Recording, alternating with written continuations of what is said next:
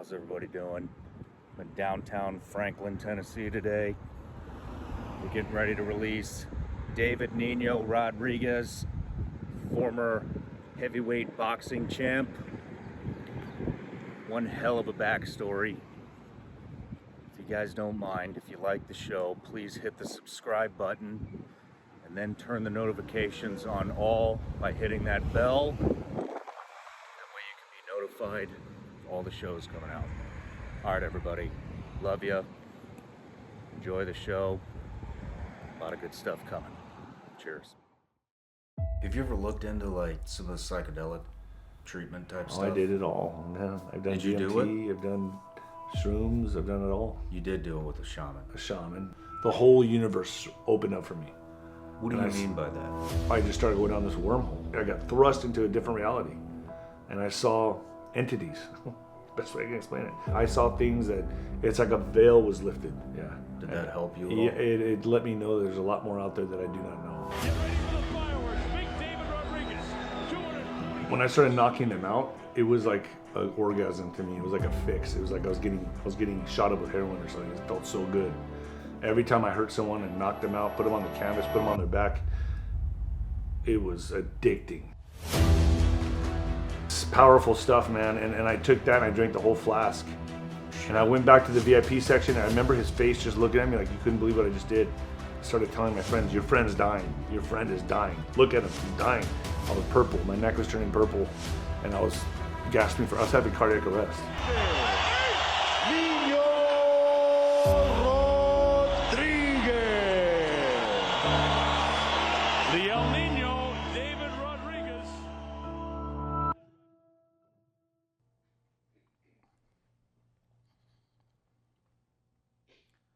What's going on, Patreon?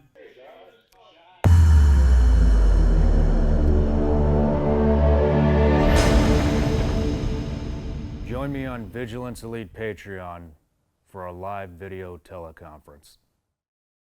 David Niño Rodriguez, In the flesh, baby. welcome to the show. Thank you for having me, Sean. Seriously. Yeah, you're welcome.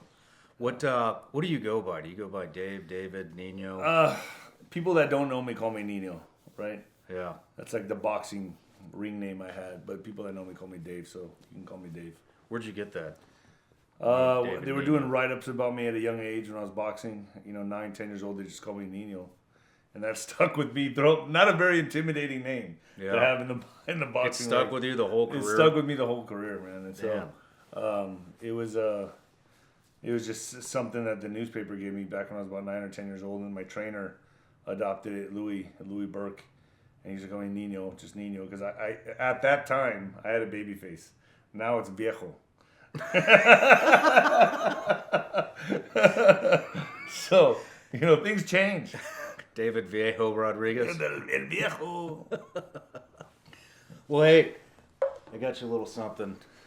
Oh, Everybody that comes on gets a little present. oh, nice. All right. You got any guesses? Well, never Oh. mind. This is, and I'll be wearing this on my show. Hell yeah. Absolutely, man. And this, of course, the coffee mug. So yeah, this is gonna go a long way with me. So thank you. And, Oh damn. Oh man, you had to do it, didn't you? dude, The gummy bears. The s'mores was amazing, by the way. I got The some more. s'mores You are want some amazing. s'mores? I'll take Do you want some some more s'mores? Yeah. All right. Yeah. Those are like unreal, but this is amazing, man. Thanks, Sean. Yeah. This is really cool. Thank you, brother. Hey, you're welcome. But, Put on an extra yeah. So, 15 pounds of that. So you got a hell of a boxing career. You wrote a book. You were undefeated until your last 2 fights, I believe. Yeah. Now, we just had this conversation. What do you do now? I'm a YouTuber, Sean. It's a really awkward thing to say because I mean, really, that's what it is. It turned into that. I mean, we were talking about that on the way up here, and honestly, it's a strange thing. It's very foreign. It's very alien to me.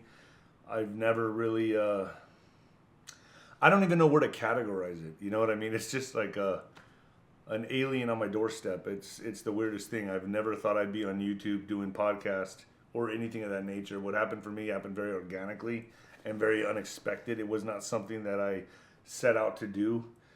Basically, after boxing, I thought, well, boxing career's over. Getting in my older years now, I'm just going to go into commentating, maybe train some fighters here and there, maybe do some real estate here and there, but I really had no ambition to be into the podcast business at all. So it hit me, it blindsided me. What made you start it? That viral video I had about in 2020 talking about the human trafficking. Really? That set it off. That was like the match that lit the forest on fire. That went viral, got millions of views. Yeah. And it happened overnight, honestly. Yeah. So I was just doing a Facebook Live and just casually talking about, oh yeah, there's kids in tunnels and there's adrenochrome and this and that. And next thing you know, that was on a Facebook Live. And then the next morning I wake up, I'm like, is this right? You know, I'm used to getting about 5,000, 10,000 views, but I'm like, 100,000 views? What's going on here? I go, there has to be a glitch. Yeah. Then as the day progressed, I'm like 200,000 views, 350,000 views, 400,000 views, and then I'm like, yeah, delete that. I'm gonna die. Yeah. I was getting very concerned for my safety. So I took that video off, but it was already copied and set out all over TikTok, all over Instagram, and I was like, okay, well, oh boy, this is either I either embrace this, Yeah. or I run from this. Go hide out in like Costa Rica somewhere. Or I don't know. Were you just on a rant? It was just I was literally I was having a cup of coffee, and it was during the lockdowns and everything, and I was like, you know what's really going on here, and I started talking about it, and when that happened, it caught fire, and then it was like took on a life of its own. To be honest with you. And like I said, I prayed about it. I had to really think about what am I going to do here. Do I want to run from this or embrace this? And I really did pray about it. And I embraced it. And I said, you know what? But I had no idea it was going to take me in a whole different direction with podcasting and YouTubing and you know, things of that nature. It took on its own life force. Best way I can explain it. It's crazy. You know, that's kind of just fell in my lap too. I just got tired of answering emails. So I was like, I had this bright idea. I was like, you know what? I'm going to make a video that addresses all of my frequently asked questions, and then I'll never have to answer another fucking email. And that video wound up getting like 5 million views. And, and I was like, oh shit, maybe there's something to this. And then it just brought on a whole life of its own. Kind of like what happened for me, Shawn. I wasn't expecting this. I wasn't out to do this. I didn't even know how to work YouTube a year ago. I didn't even know how to like work social media. I knew how to do a Facebook Live. That was my extent of my social media. I had no Instagram. I was like barely ever on Instagram. And then when this hit, all of a sudden, literally when this is what scared me the most about that, was when that video hit that night, my phone was losing battery with all the followers I was getting on Twitter, on Instagram, on YouTube. It was just going ding, ding, ding, ding, ding, ding, ding, ding, ding, ding, all day, all night the next day for the weeks going on. I mean, it was stressful. I didn't enjoy it. I was like, this is not what I want. I freaked out. I was freaking out on that because I thought I had the little bit of fame, a taste of fame and celebrity, quasi-celebrity status in boxing until this hit. And I was like, this was attention that I did not want to get, honestly with you. I did not have any desire for this. And it freaked me out. Yeah. It freaked me out. It's weird. It's very uncomfortable, man, because social media is a different animal. Because when you put yourself out there, let's say like when I was fighting, there was not really much social media. When you put yourself out there on TV and do stuff like that, and you fight on TV, you have press conferences, stuff like that, your life doesn't have a magnifying glass on it. It does to an extent, but not like now social media where people are posting every hour about their life, about what they ate, this and that. So people really get to dive into your life with social media, and you're exposed in every category, and you're very easily accessible. That's not how it was when I was boxing. When I was boxing, the only way you could talk to me or I could talk to somebody was during an interview like this, or you know, you'd have to set something up. There was no DMs and Yeah. And emails like the way it is today, like you're just that much more accessible, and that's kind of uncomfortable. It's funny because we found each other through my social anxiety video, which we both struggle with social anxiety. Yeah. You have close to 250,000 YouTube subs within what, 2 years? 1 year. 1 year, and it's weird being out in the limelight like that. And it's funny because we were talking. You were talking earlier. We were talking, and it was. I was a undefeated heavyweight boxing champ, and now when people ask you what you do, it's well, I'm a YouTuber. I'm a YouTuber. I'm the same way. Yeah, I'm an influencer. I can't get used to those terms, man. I don't want to accept them, but yeah, I saw your video. I was just going through YouTube and it said like, oh, you might like this video or whatever they do, and I was watching and that was during the time I was watching a lot of sobriety videos. And because that was what was keeping me strong through my sobriety was I'd watch YouTube videos of people that were just sober, newly sober, people that had been sober for 6 months, whatever. And yours was about social anxiety, and I was like, oh, I suffer from that. Let's see what this guy's got to say. And you were speaking on it, and I was like, wow. I was like, exactly what I'm going through. And this guy's a former Navy SEAL, so I thought to myself, man, that's why I reached out to you. It's like, man, come on my show. I'd love to talk to you about this. And it helped me a lot, cool. Reaching out to you and doing that video, because this is where you feel really alone, is whenever you quit something like alcohol, that was a lifestyle, not just something I did, but a lifestyle. My whole thing was fighting, womanizing, drinking, gambling, all vices. I embraced all those vices. Once I quit out drinking, everything went away. And now the ups and downs that I was used to are not there anymore. So when I saw your video and how you deal with it, I had to reach out to you, man. I had to make that connection. So I did. Well, I'm glad you did. This is what, the third YouTube collab that we've done. But it's all been really good stuff. Yeah. But so just diving into your past, you started boxing at a young age because you were being bullied. Yeah. That took on a life of its own. Now you wrote a book on anti-bullying, kind of about your life. Yeah. And you speak about it, and now you do this YouTube stuff, and a lot of it's kind of, political, and it's just, you've crushed pretty much everything you've put your hands on, it seems like, in life, to include your boxing opponents. Yeah. But what I'd like to do is kind of dive into your childhood a little bit, see what happened, why you went the boxing route, and then kind of move into some of the struggles with social anxiety, PTSD, and how it is being sober. So let's dive right in. Where'd you grow up? I grew up in El Paso, Texas, border town, border Ciudad Juarez. So I was exposed to two countries at a very young age. It's very highly Chicano culture in El Paso. Very familia, a lot of family. But, you also have the disposal of another country next to you. So at the age of 13, 14, like I told you earlier, that's when what I thought was normal, but it was alcoholism at a very young age. And it was normal there, going to Juarez and constantly getting into fights, getting thrown into the Mexican jail was a way of life. $5 drink and drown. You go to Juarez and you cross over the bridge, you walked over. This was pre 9/11, so there was no paranoia and terrorist paranoia. You could just walk over. Oh, American, okay, go. You just walk over. You could walk over with beer. It was easy. And then you walk over and kids were vomiting on the side of the road over the bridge. It was just a party town back in that time. And starting at a very young age at 13 was how it all started. And it was rough. We'd go to clubs and bars, and there'd be bar fights almost every weekend. And we'd be a part of it somehow, some way. Well, before we go into that, I think you started boxing at what age? 5 years old. So at 5 years old? 5 years old. So you were being bullied by a girl.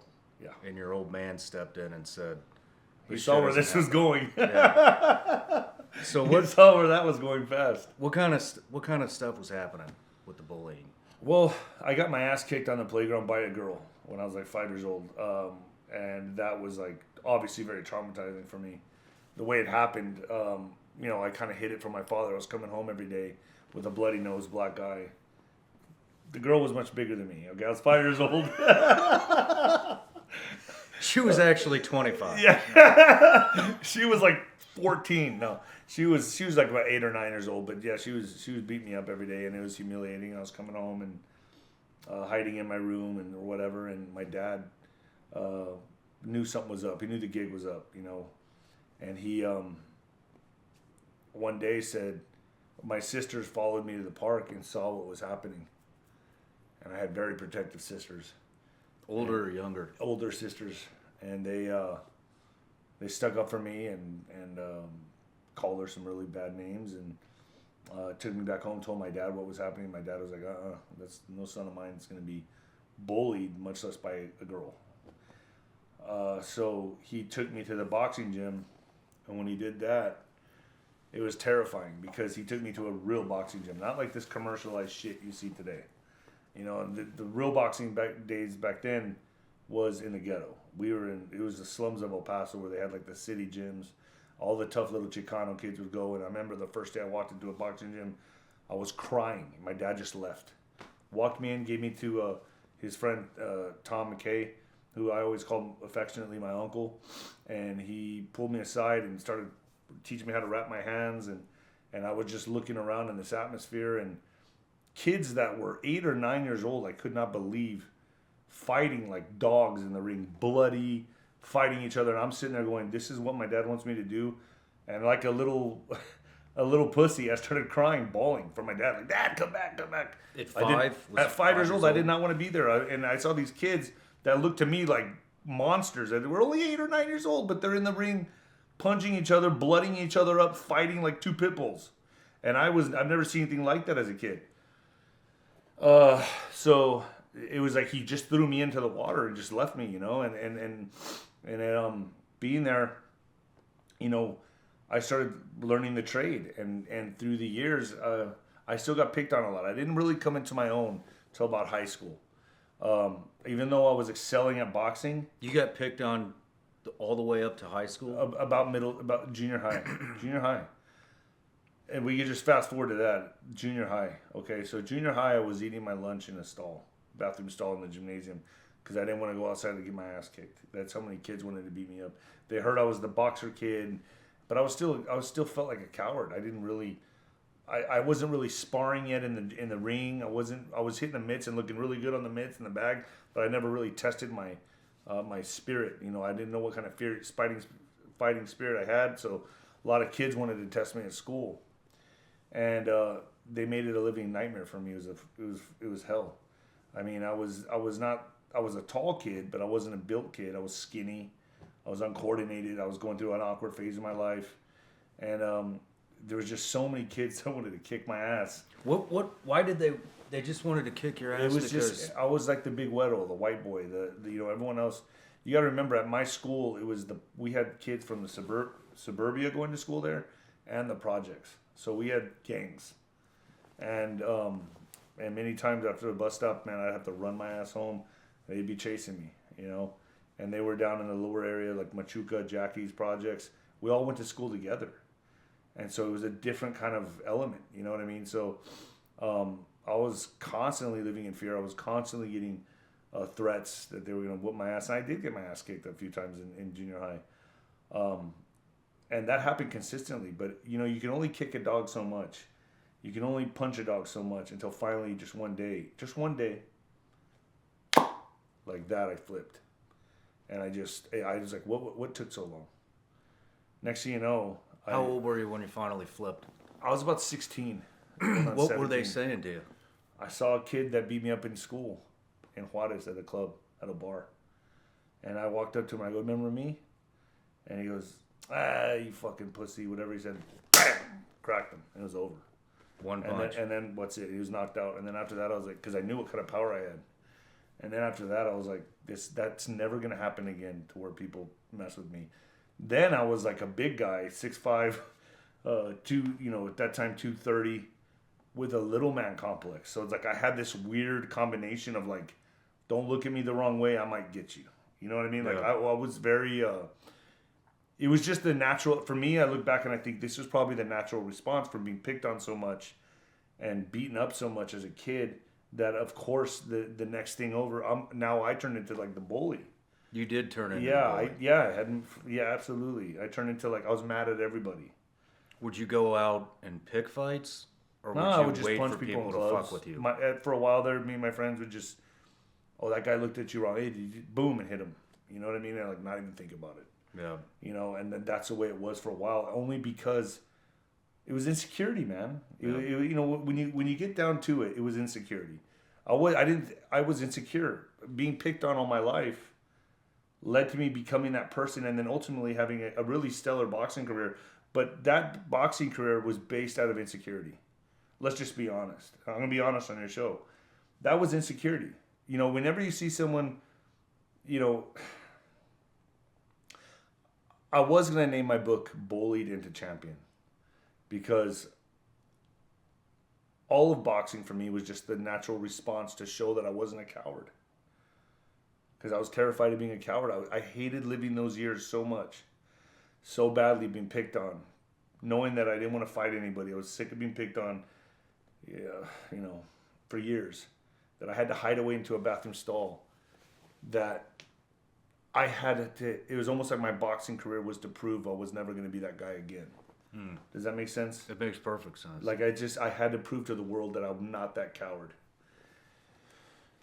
And that's how that turned out. And my career was unblemished for 36 fights. I was knocking everybody out. I didn't know how good I really was.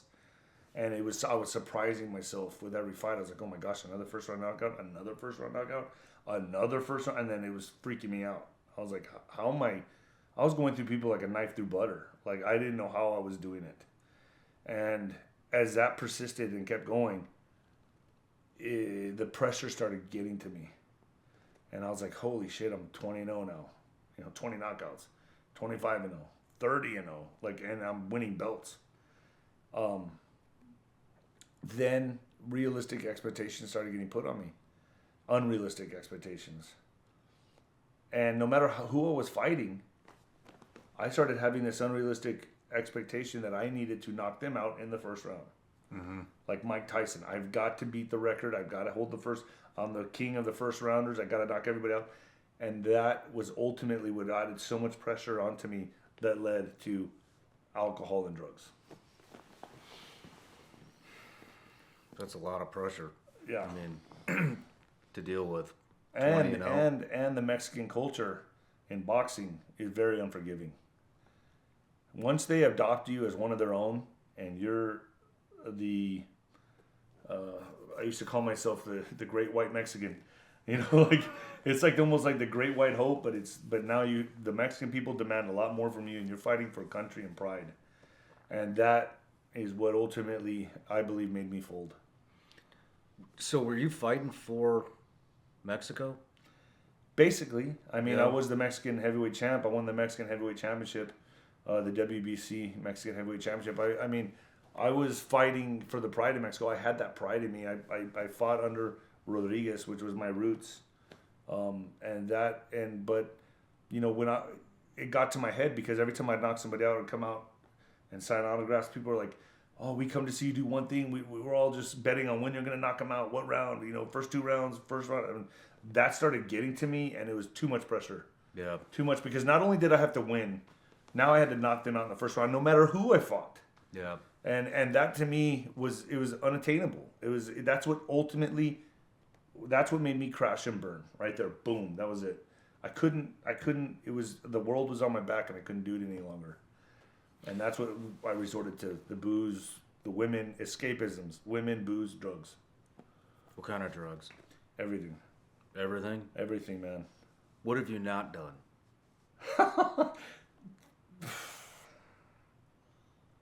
Shawn, I've done it all. Done all of it. Yeah.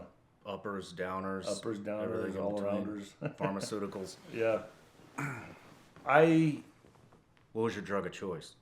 Molly mixed with some alcohol. I would even pop an Adderall. I would mix drugs.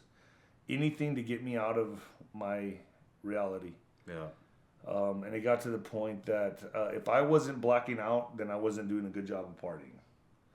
And you don't want to see a guy my size not control himself, start falling, swaying back and forth. People would get out of the way, like getting ready to yell timber. It was bad. And I'd wake up on the floor at a bar sometimes, in a jail cell, not knowing how I got there, thinking, oh shit, did I kill somebody? Did I knock somebody out and hurt them? What did I do? This was happening more and more consistently, especially in my early 30s. Before we get too far into that, let's take it back to childhood. So your dad put you in boxing because you were getting bullied. Yeah. You fucking excelled at that at a phenomenal pace. Did your dad know that you had kind of turned into the bully? You would have been ashamed of me. Yeah. So no. He never knew. He always wanted me to stick up for myself. But the point that I got to where I was just picking people out to knock them out at a bar was something he would have been ashamed of. But for me, I was trying to prove myself. Yeah. To me. At the end of the day, the race is with yourself. I was trying to prove to myself. That's really what happened. And it was based all on insecurity, man. That's all I can say. It was my own insecurities that were making me do that. I felt like I had to do it. You know what I mean? Yeah. Because I developed such a complex as a young kid that it cultivated into my later years into being a complete piece of shit asshole. All of it, all of the drugs, the alcohol, all of it were escapisms stemming from insecurities. And the fact that I'm able to come on your show now and talk about this and bare my soul to people who are watching this is because I realized what it was, and I want to help other people deal with their own demons. And I can be used as an example of what not to do. I'm not ashamed of that. Yeah. You know, and I'm a Christian. I believe in God, and I believe I'd be doing an injustice if I didn't tell my story.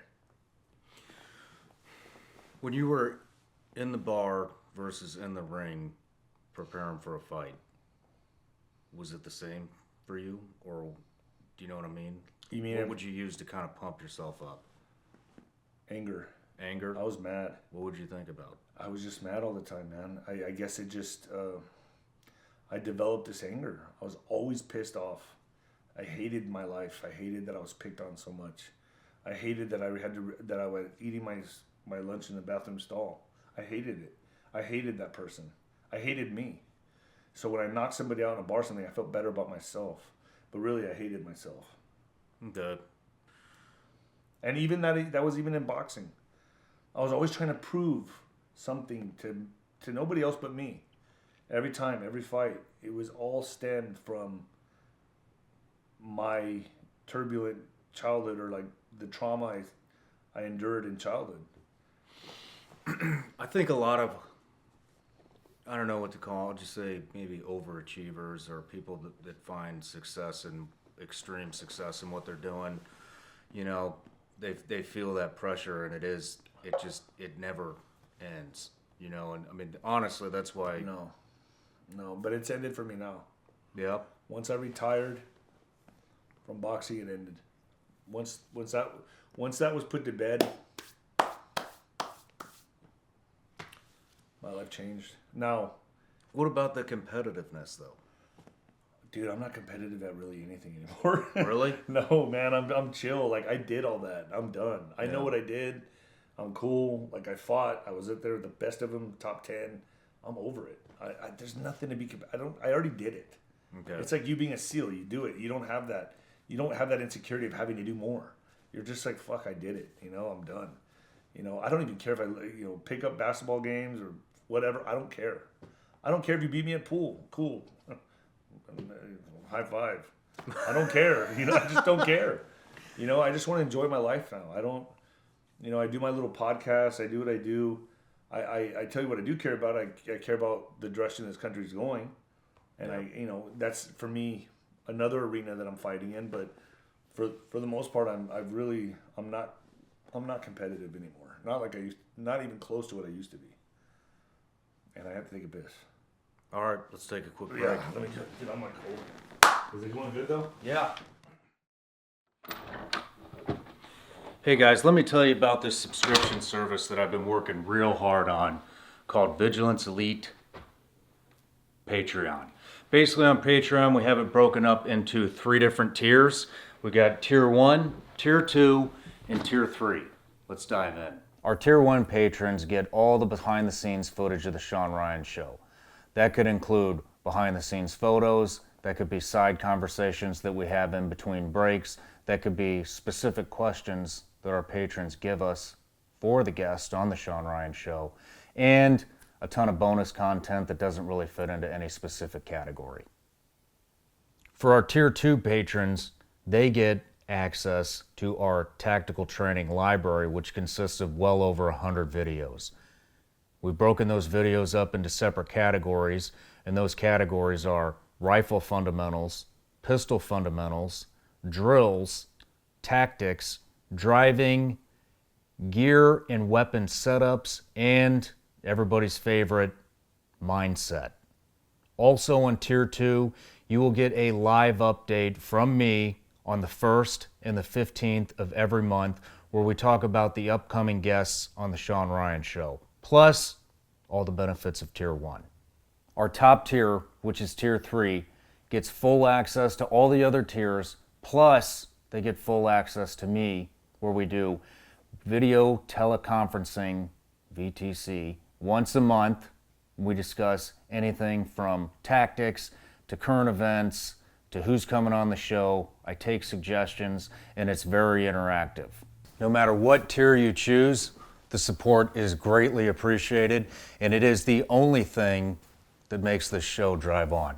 So thank you for all the support. See you on Patreon.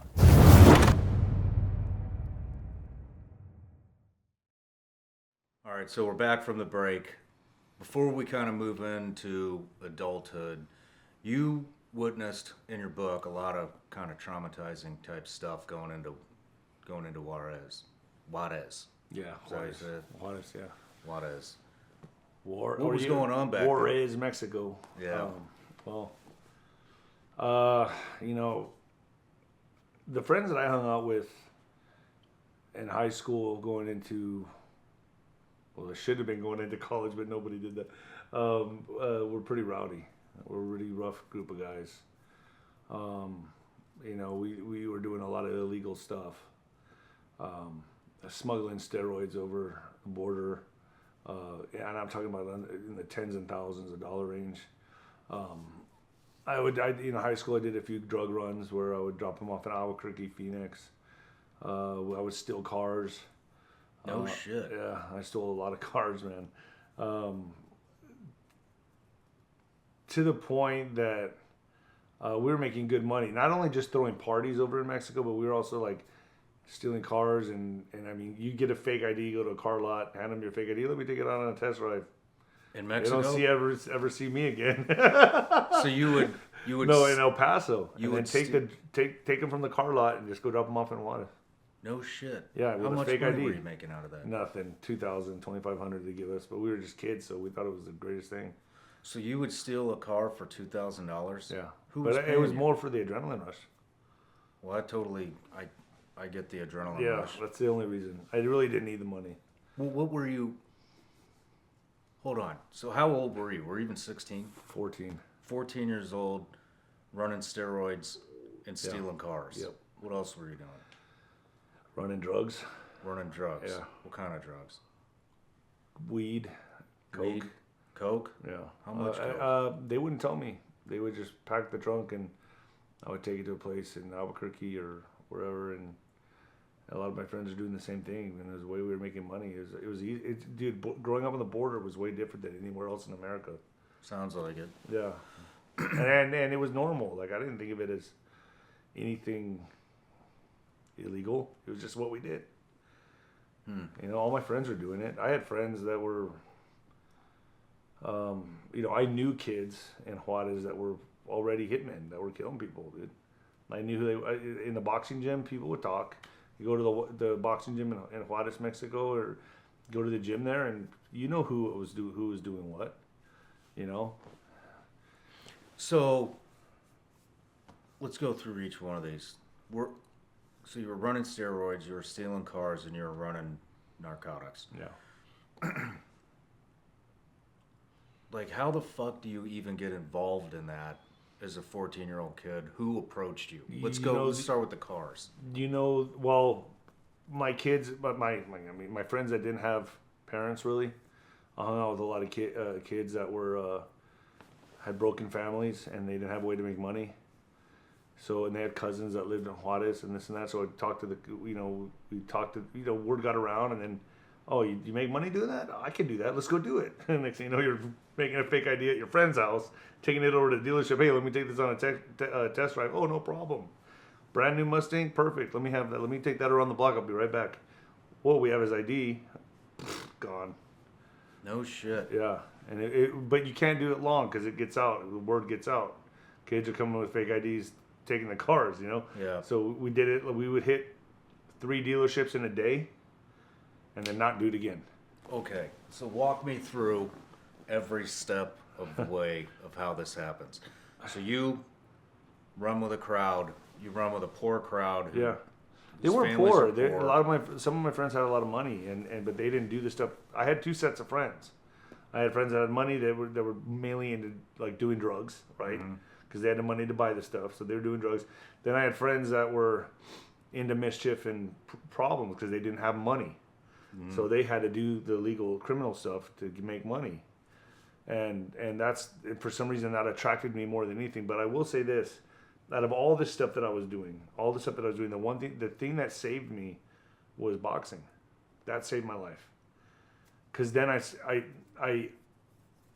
started realizing I liked going to the boxing gym more so than getting in trouble. And that's what saved me. So I left that life through boxing. Boxing did, you know, as turbulent and as tough as boxing was, it did save my life. Interesting. So with the cars, you and your friends, roughly how many? Usually about 3 or 4 of us. Would hit 3 dealerships a day? Yeah. How many cars is that? No, we only did that twice. Okay. Yeah. How many cars? I did about 3 cars. They did about 4 or 5. They did more than me because they needed the money. I was doing it purely in one day. 2 days, but it would take about a day or 2 to do it. We'd hit all the dealerships, get them all knocked out quick, so they have no time to find out what's going on. Kind of, you know, everything's very confusing, and then don't go back and do it again. And then it got to the point where I go to the YMCA where my dad was playing racquetball. This is how I got caught ultimately. I went to the YMCA and my dad was playing racquetball. He'd play racquetball, you know, and they'd put all their bags outside of the racquetball court. So all the people that he was playing racquetball with, and you'd go down the line, all the racquetball courts would be taken up, and everyone would leave their bags out with their glove and their keys. So me and my friends would go and take the keys and take the cars. Well, everybody's car was missing except my dad's. I thought you were going to say you stole your dad's fucking car. I did. Well, or one of your friends did. No, we used to. The way we got caught that time was that all the cars were missing except my dad's car. So they knew, like, oh, gee, your son was here earlier today. You know what I mean? And that's how I got caught. That's how ultimately I got caught. And I had to return all the cars, which I did. How long were you doing this for? Years, months? No, weeks? just months. And that time at the YMCA when I got caught, I think we took 2 cars, and then the rest we just stole the stereo systems and did all that. Holy shit! Yeah, and I was very lucky they didn't press charges on me. Well, so who were you selling the cars to? You just take it to a warehouse in Juarez and they strip it down. Oh, so you would drive them into Mexico? Yeah, you just drive them in and then you take a bus back home or the cab or whatever. How many cars would you bring at once? Oh, I could only bring one at a time because I was driving them. Well, I guess I meant like with your During a day, your I've done buddies. like 2 or 3. No, 2 or 3 at a time. Yeah, and like I said, it was easier back then to cross over and do stuff like that. But I did, you know. But like I said, if it wasn't for boxing, I probably would have continued down that path, and it would have been very ugly for me. Yeah. You know. What about the drugs? How did you get roped into the drugs? Found out my friends were making good money doing that, being runners, and I only did that twice. I didn't stick around and stay in that game because I was like, man, I was too scared. I did it the first time, and I felt like going through the checkpoints, and like I was nervous wreck, and I just did not want to keep doing it, so I just did it twice. Are you willing to go into like a descriptive? So walk us through it. You go to Mexico. Yeah. You know you're gonna pick up a load of coke or marijuana. They wouldn't even tell me. They'll just take this from point A to point B. Who's they? Just the people I was dealing with over there. I was a kid. They always got young kids to do this shit because it's like they're more impressionable. They need the money, whatever. And then I would just take it. I wouldn't have to go far. I would just go to Albuquerque or Phoenix, or I never really went that far. And then take a city bus back or a bus back home. Who would pay you? They would. They were always short. I was like, this is not what I was promised. But it was just the day in the life back then, man. That was like, I thought that was normal. I thought all kids were doing this. No shit. Yeah, because then where I grew up, that's to me was what we did. Me and my buddies, you know what I mean? And all my friends also were like, they were. I honestly think they were crazier than I was. Yeah. Way crazier than I was. All my friends were way crazier than I was. I feel like I was like, I would step over the line, but I would come back. I didn't really.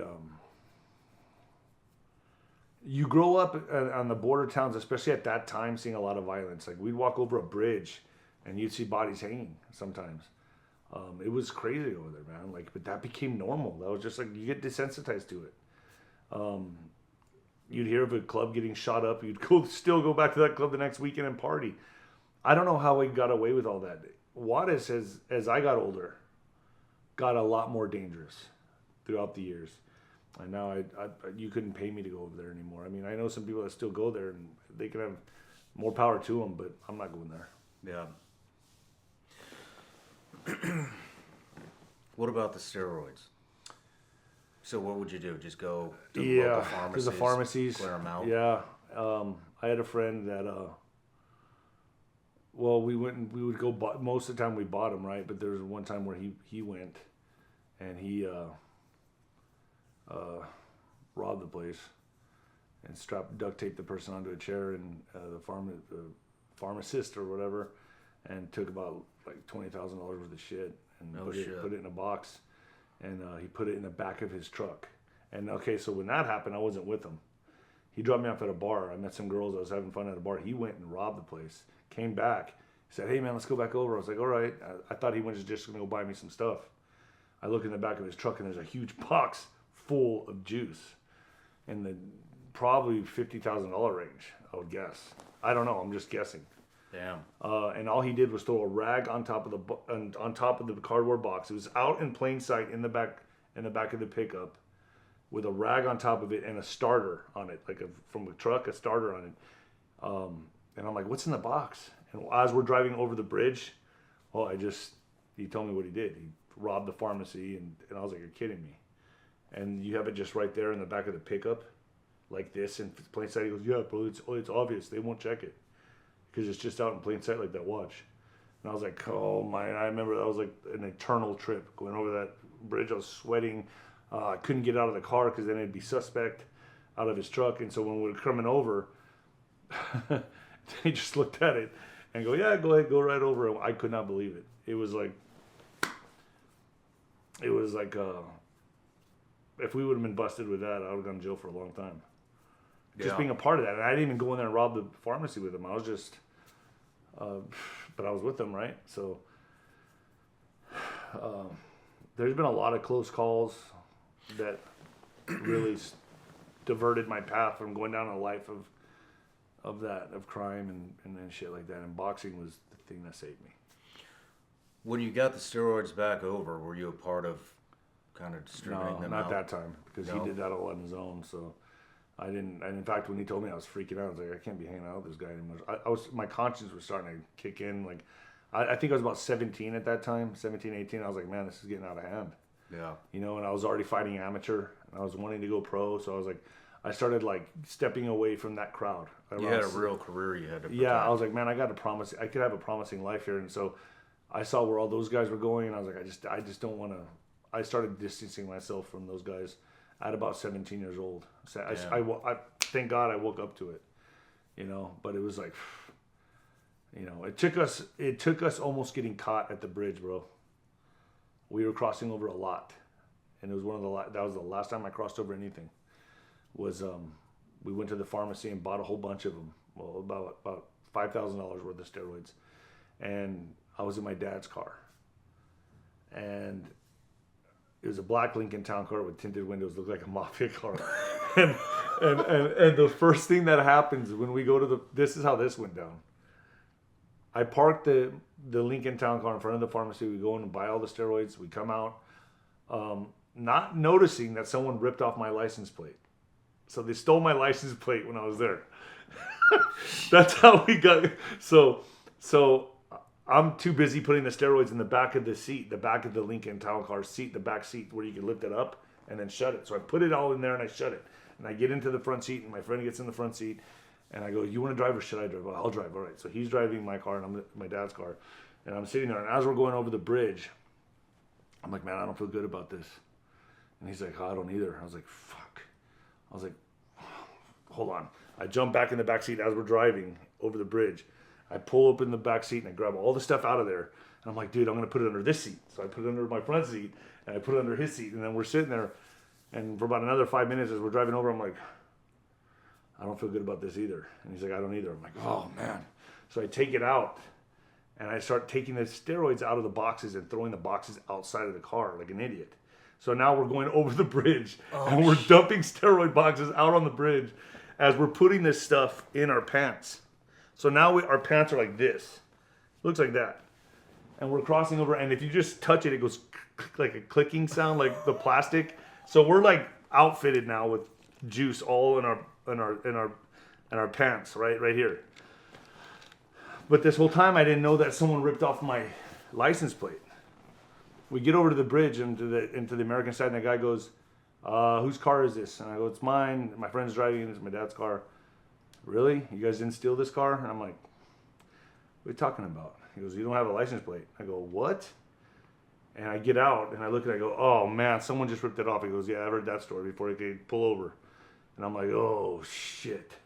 So we pull over.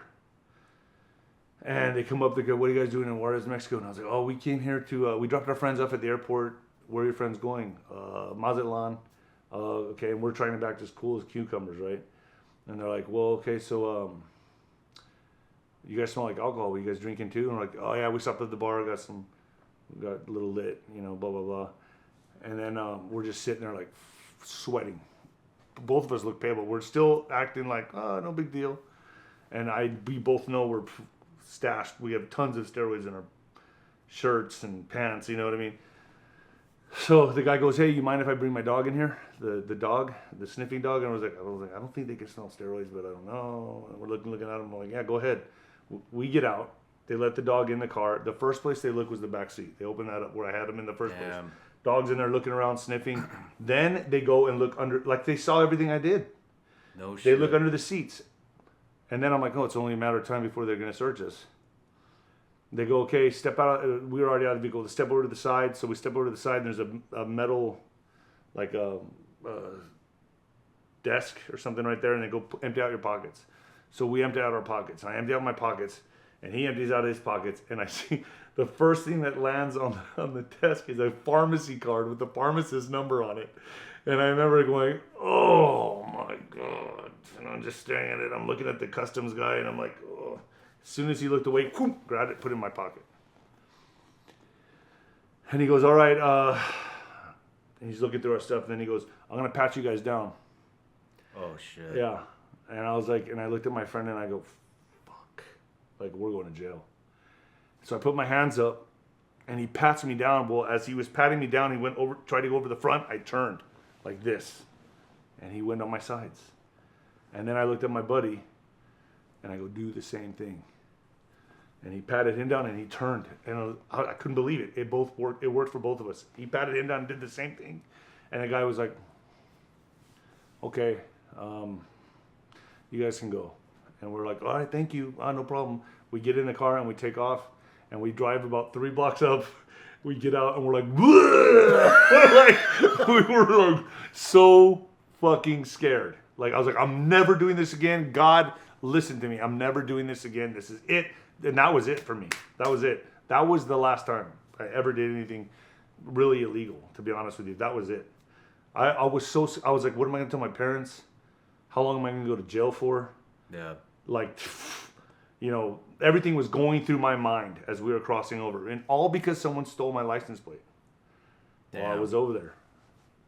And dude, like that was like the shift. That's when I just started immersing myself in boxing because I was like, I'm too old for this shit. I was like 17, 18. I'm like, I can't keep doing this. This is fucking gonna get me killed or in jail. So that's how that ended. Right then and there. I don't know if it ended for my friend, but it ended for me. You keep in touch with any of those guys? Man, I haven't talked to him in like 4 years. You know, we touch base every now and then. How's it going? You know, how are you doing? But I don't know what he's doing. I don't know what a lot of them are doing. A lot of them are in jail. Some are dead. You know, it catches up to you. You know. You know. It was a wild ride, man. It was a wild ride. Sounds like it. Yeah. So how do you think boxing saved you? That was kind of your fallback plan, or? Because no, it wasn't a plan. It was just I just always followed my heart, and it just felt good to go to the gym every day and train, and I just saw how I was just progressing and how good I was getting. My left hook was the best in boxing for the longest time. I was knocking grown men out at 13 years old. And I was 13 years old, cracking dudes that played football for UTEP. That would come and do like a summer training camp. And my trainer would go, hey, mijo, come here. And he'd glove me up. He goes, well, knock this fucker out. I'm like, okay. And then bing, bing, bing, bing, crack him, he's out. Damn. And I just had the way, I just didn't know how to throw a punch. It's technique. Boxing is all technique. Nothing about strength. Nothing about, how big you are physically. It's like golfing. How you hit a golf ball. It's the same thing. And I learned at a very young age I had a killer left hook, and I had fast hands, and I had great timing, and I just blossomed in the boxing. Just took off, and when I started knocking out people like 13, 14 years old, 15 years old, 16, 17, when I started knocking them out, it was like an orgasm to me. It was like a fix. It was like I was getting shot up with heroin or something. It felt so good. Every time I hurt someone and knocked them out, put them on the canvas, put them on their back, it was addicting. The most addicting thing I've ever done in my life. Like, that to me was just everything, man. It was like, that was my drug of choice. Was whenever it's almost like hitting a home run, like crack, you just, that perfect, boom, when you land that shot and they're just out, it's just the most addicting feeling. Do you know when you connect? Oh yeah. Like, you that just was see it? Bam! You just see their whole body fold, and you just feel it. It's the timing's right, the precision's right. It's an amazing feeling, and I was addicted to it. So you said what kind of pumped you up, or what got you in the mindset was you were just angry all the fucking time. In the beginning. Did you hate your opponents? Yeah. All of them? In the beginning, and then the hatred and anger and frustration turned into the love for the sport, and I really did fall in love with boxing. And then, but that lasted 10 years, and then I started falling out of love with boxing, and that's when my career went down the tubes quick, because the pressure got to me, everything got to me, and I no longer wanted to train as hard. I no longer wanted to fight. I wanted to just drink and party and be with women and do drugs. Well, we'll get to that. Yeah. All right. We'll get to that. All right. But what age were you when you started fighting on the pro circuit? Turned pro at 20, going on 21. And then you were a pro for how long? 15 years. 15 years? Yeah. All the way to 35? Yeah. That's when I started going downhill. Because I was a very explosive fighter, and I was a big guy. So I had a Mike Tyson style at a 6'5" frame. It was weird. It didn't make any sense. I should have been sitting back on my jab and throwing the right hand and boxing better, but I didn't do that. I was very, very explosive. I used my whole body to punch. And you only last so long with that kind of style. Because especially being a big guy, I would have had a longer career if I would have sat back on my jab and thrown my right hand more and moved, pivoted, boxed beautifully. I didn't do that. I was explosive. And that's the way I wanted to fight, because I had a lot of inner demons that I wanted to get out into the ring. And that's why I had that style. And it only lasts so long. It's a style that you have to have quick reflexes, cat-like reflexes. You have to be explosive.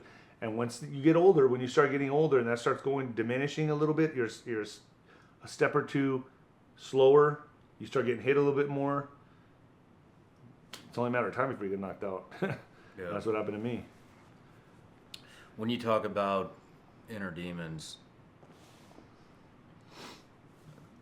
a lot of the people on the show deal with inner demons, to include myself. I kind of describe it as more of like a feeling than actual thoughts. But how would you describe it, and where did it come from? My demons? Yeah. I've thought about seeing a hypnotist about this. I don't know. I think they had to have come from childhood.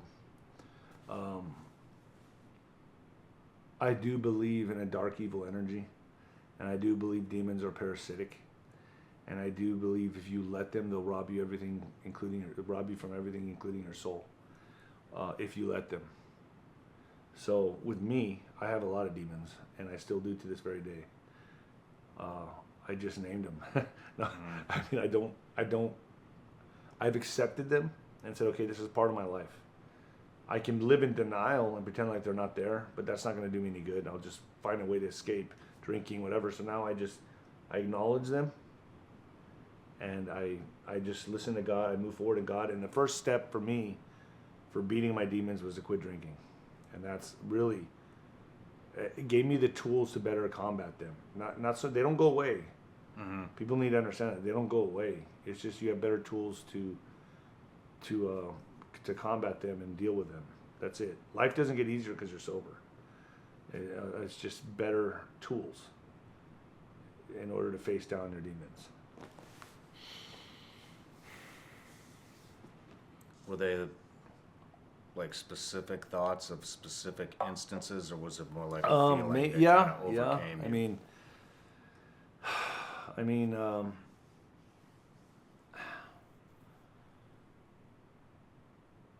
I think they all go back to childhood at some point.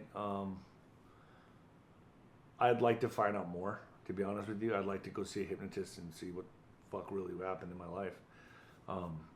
But I just don't...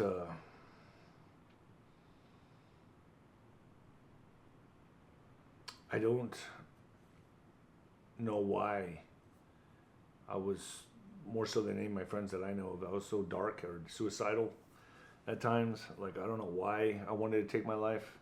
There were times I wanted to take my life. I can't pinpoint it to a time or anything like that. It's just weird how, like, my teenage years, I was really fucking depressed. Like, fucking bipolar, severely depressed. Did you know how you were going to take your life? Did you have it all planned out? Yeah. I was always going to do a gunshot to the head. But the only thing that took me away from that was boxing. But it took something that extreme, boxing, to really pull me away from even thinking about taking my life. Because now I was already putting myself in danger. I was already getting in the ring with these men that wanted to take my head off. So I was like, well, there was some kind of self-destructive mechanism in me that I didn't understand I didn't fully understand why I was doing the things I was doing. Why was I stealing cars? Why was I crossing drugs? Why was I doing any of that? Why was that? What is going on with me that I needed to do that, to fulfill something? Still don't, to this day, I still don't know. I don't know. Have you sought any treatment? Yeah, Talked to therapists? Yeah, I anything saw like a that? psychiatrist. I saw a psychiatrist for a long time that was talking to me, and he became a good friend. And he would walk me onto the ring, believe it or not. No shit. So Yeah. you started seeing him a long time ago. Yeah, I started seeing him at 13. Wow. I gotta say, he probably saved my life. You know, Still him talk with to a him? combination with boxing. I haven't talked to him in the last 2 years. I think we have some differences with the whole vaccination thing, and he's a doctor, so he sees it completely different than I do. And it's weird. It's like we haven't talked just because of that issue, that dividing issue. That sucks, man. Yeah, That sucks. it's really strange.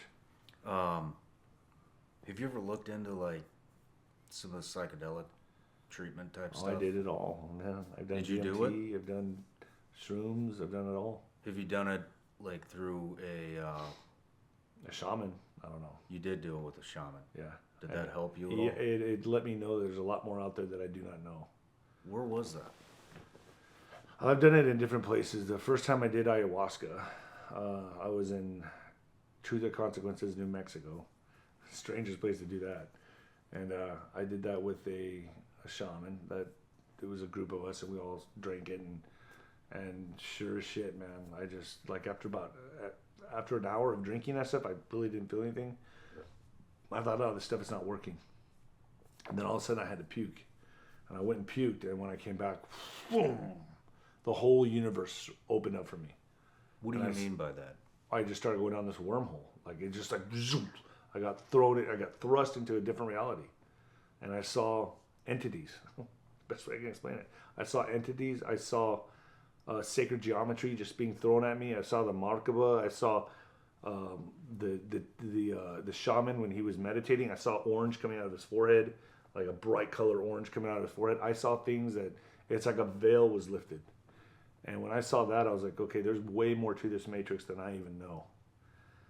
And that's when I was like, wow, like, you know.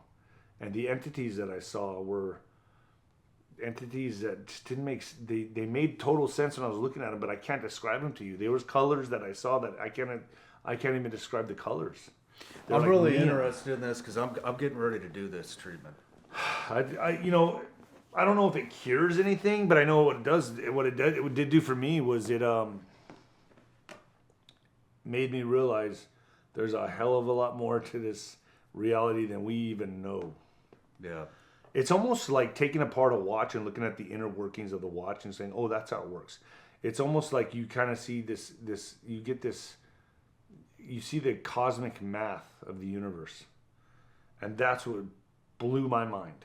Was that whatever this is, the pineal gland opening up, whatever the third eye, there's something to it. It happened, and I know it wasn't me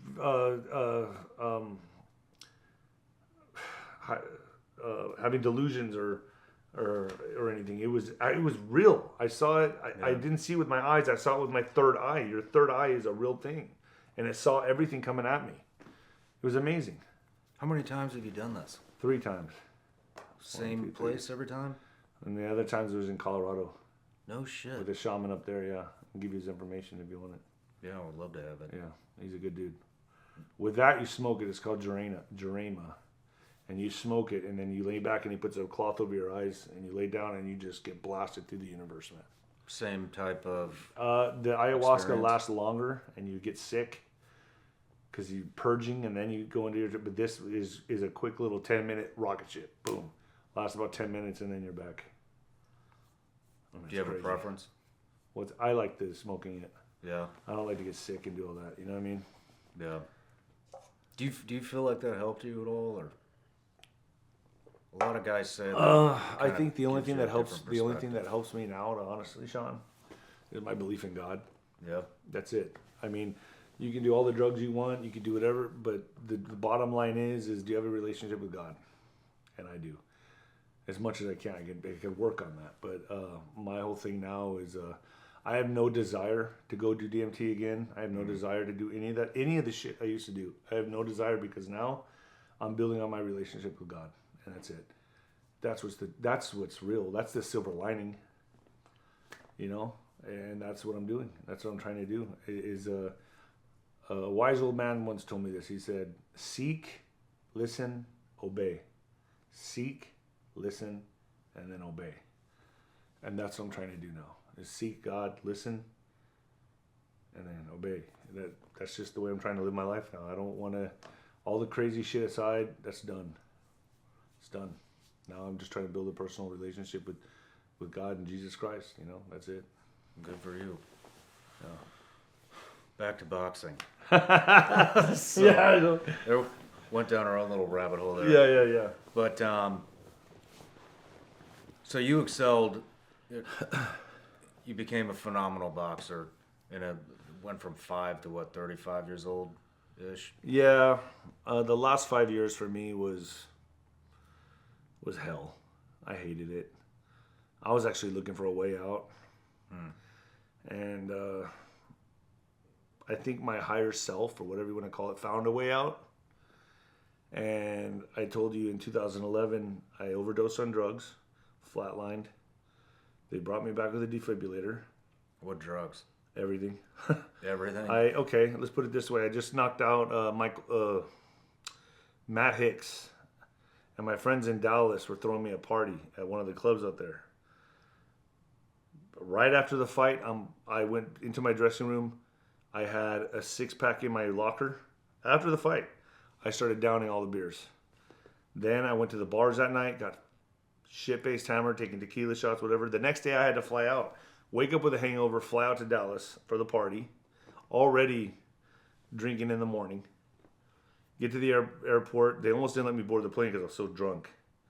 Get on the plane. They wouldn't serve me because they're like, "No, you've already been drinking." I reeked from high heaven like a liquor cabinet. Get to Dallas. My friend's picking me up. What do they pick me up with? More alcohol and Adderall. So now I'm taking Adderall and alcohol. Well, I also had pain pills in my pocket from the fight because I think I broke my hand or something. My hand was fractured. So I was like, man, it's swelling up on me. So I took a handful of pain pills, a handful of pain pills, and took those. Then I went with them and took an Adderall and kept drinking Grey Goose and grape juice. That's what it was. Went to the party that night, wasted already. Stumbling into the club, and I can't believe they let me in. They shouldn't have. They let me in the club, and we have our own little section. We get in there, and I hardly remember anything of that night. I just remember somebody coming up to me with a flask. And I remember him specifically saying, he was a bodybuilder guy. He's like, "Just take a cap full of this." It was GHB. Well, I didn't know what he was saying. And I just said, yeah, whatever. I grabbed the whole flask and I drank it all. And once I drank that, it was over. What is GHB? It's like the date rape drug. It's like it's powerful stuff, man. And I took that and I drank the whole flask. Shit. And I went back to the VIP section. And I remember his face just looking at me like he couldn't believe what I just did. And I went back to the VIP section and I sat there, and the next thing you know, now from that point on was eyewitness accounts that were like, you know, third party, second party people that were telling me what happened to me because I was unconscious. I dropped out of the club, and this lady, this girl, her name is Michelle, that was had a nursing degree or something, started telling my friends, "Your friend's dying. Your friend is dying. Look at him. He's dying." I was purple. My neck was turning purple, and I was gasping I was having cardiac arrest. Yeah. Well, she's trying to tell everybody, and my friends walked over me and said, "I'll just put him on the couch. He'll wake up." And then she even said a doctor came up to me who was a chiropractor. A doctor came up and said, "He'll sleep it off." She goes, "He's turning blue. He's turning blue. He's dying." She went and got the bouncers. Bouncers came in and said, "Shit, we can't." This is all what they told me. They said, "Oh, we can't have this guy dying in the club." They picked me up, like 6 of them, and I don't have any recollection of this. Remember, I was unconscious. Picked me up, walked me out of the back door of the club, and threw me in the alley. No shit. Yeah. And then she saw that and went and told my friends, she goes, "If he dies, I'm blaming you guys." So a few of my friends came with their, from what I was told, came with their van or a truck or something, put me in there. They thought they already lost me because I wasn't really breathing. pull into the hospital. They pull me. I guess they called the hospital. I don't know how this worked, but they pulled me out of the truck and laid me on the cement. The hospital workers came running out and started giving me CPR, and then put me in a gurney and took me in. And those are hours of my life I don't have accounted for. And then I just remember waking up with this bright light in front of me and doctors standing over me and a blue light going off in the background. I do remember and I hear them saying, we got him, we got him, we got him, we got him. And then I'm just looking around, I'm disoriented, not really understanding what's going on. I thought I got knocked out. I thought that I lost my fight because it was just days after the fight. So I'm like, oh, and that's all I cared about. I was like, don't tell me I lost. I got knocked out. I got knocked out. They're like, no. What are you talking about? You got knocked out. You overdosed, this and that. And I remember I had to vomit in a trash can or something. And then the doctor comes in and looks at me and goes, what's your name? I go, David. He goes, where are you? I go, I'm in Dallas. He goes, right. He goes, okay. And then I go, what happened? He goes, we lost you. He goes, you were almost gone, kid. And I go, fuck, man. Why didn't you let me go? Damn. And then that's when he said, what? I go, fuck, why didn't you let me go? That's when I knew I really had a fucking problem. Because then he says, okay. And he called in suicide watch. So now I have, I don't know who these people were. A nice black lady, reading the Bible. And every now she would read a verse out loud to me. And I'd be like, shut up. Like, shut up. Like I was like demon possessed or something. You know? And she's all, She's like, you're going to hear this. And she'd keep reading more verses to me. I'm like, fuck. I couldn't get rid of her. And she was there. You know, they'd have shifts because I was on, they thought I tried to kill myself, which maybe I did. Maybe I did. Because I was looking for a way out of boxing. Yeah.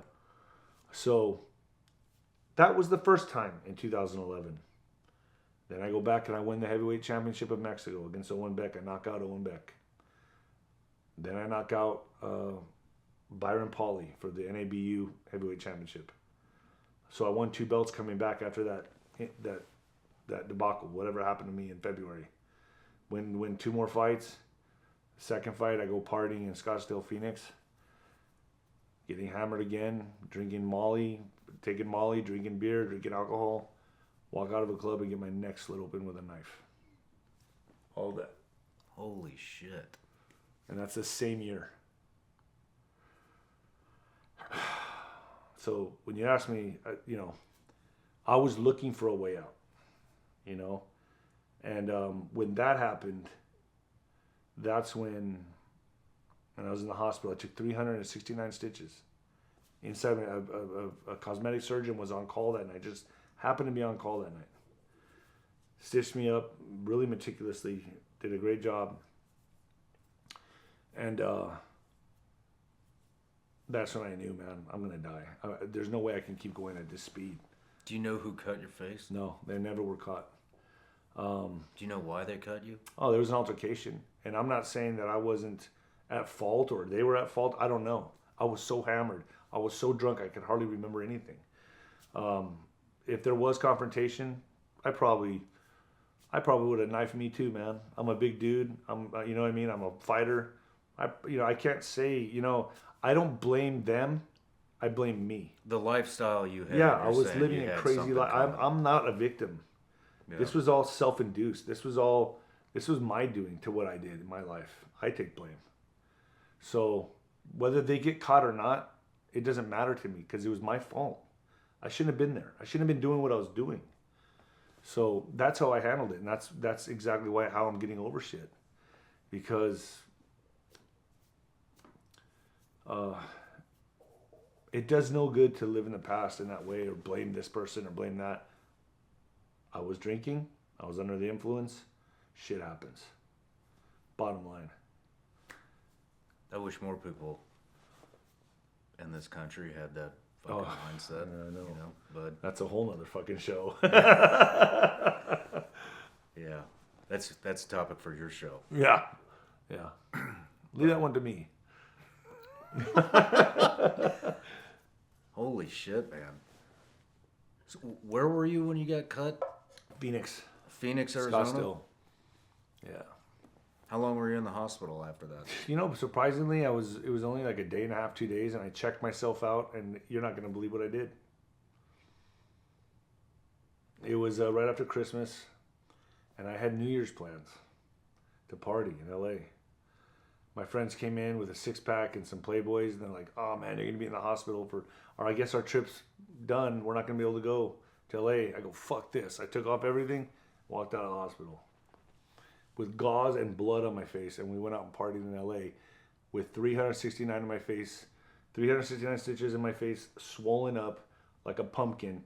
I went out to LA and I partied in LA with bloody gauze on my face all the way. Half my face gauzed up, and I still had to party. Damn, dude. Now you're telling me I didn't have a problem? That's a fucking problem. Yeah. And all I cared about at that time was getting back in the ring. That's it. I was like, I asked the doctor, when can I get back in the ring? When can I get back in the ring? It was a problem, man. And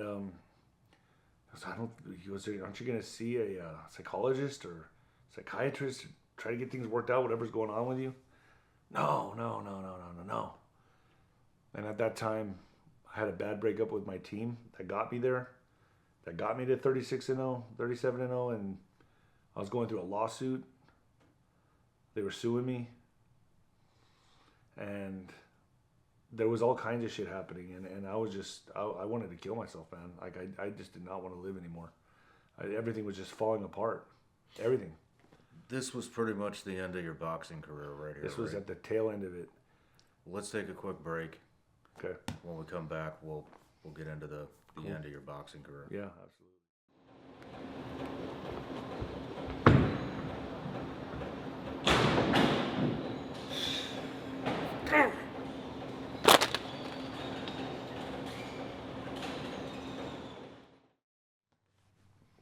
So we're approaching the end of your boxing career.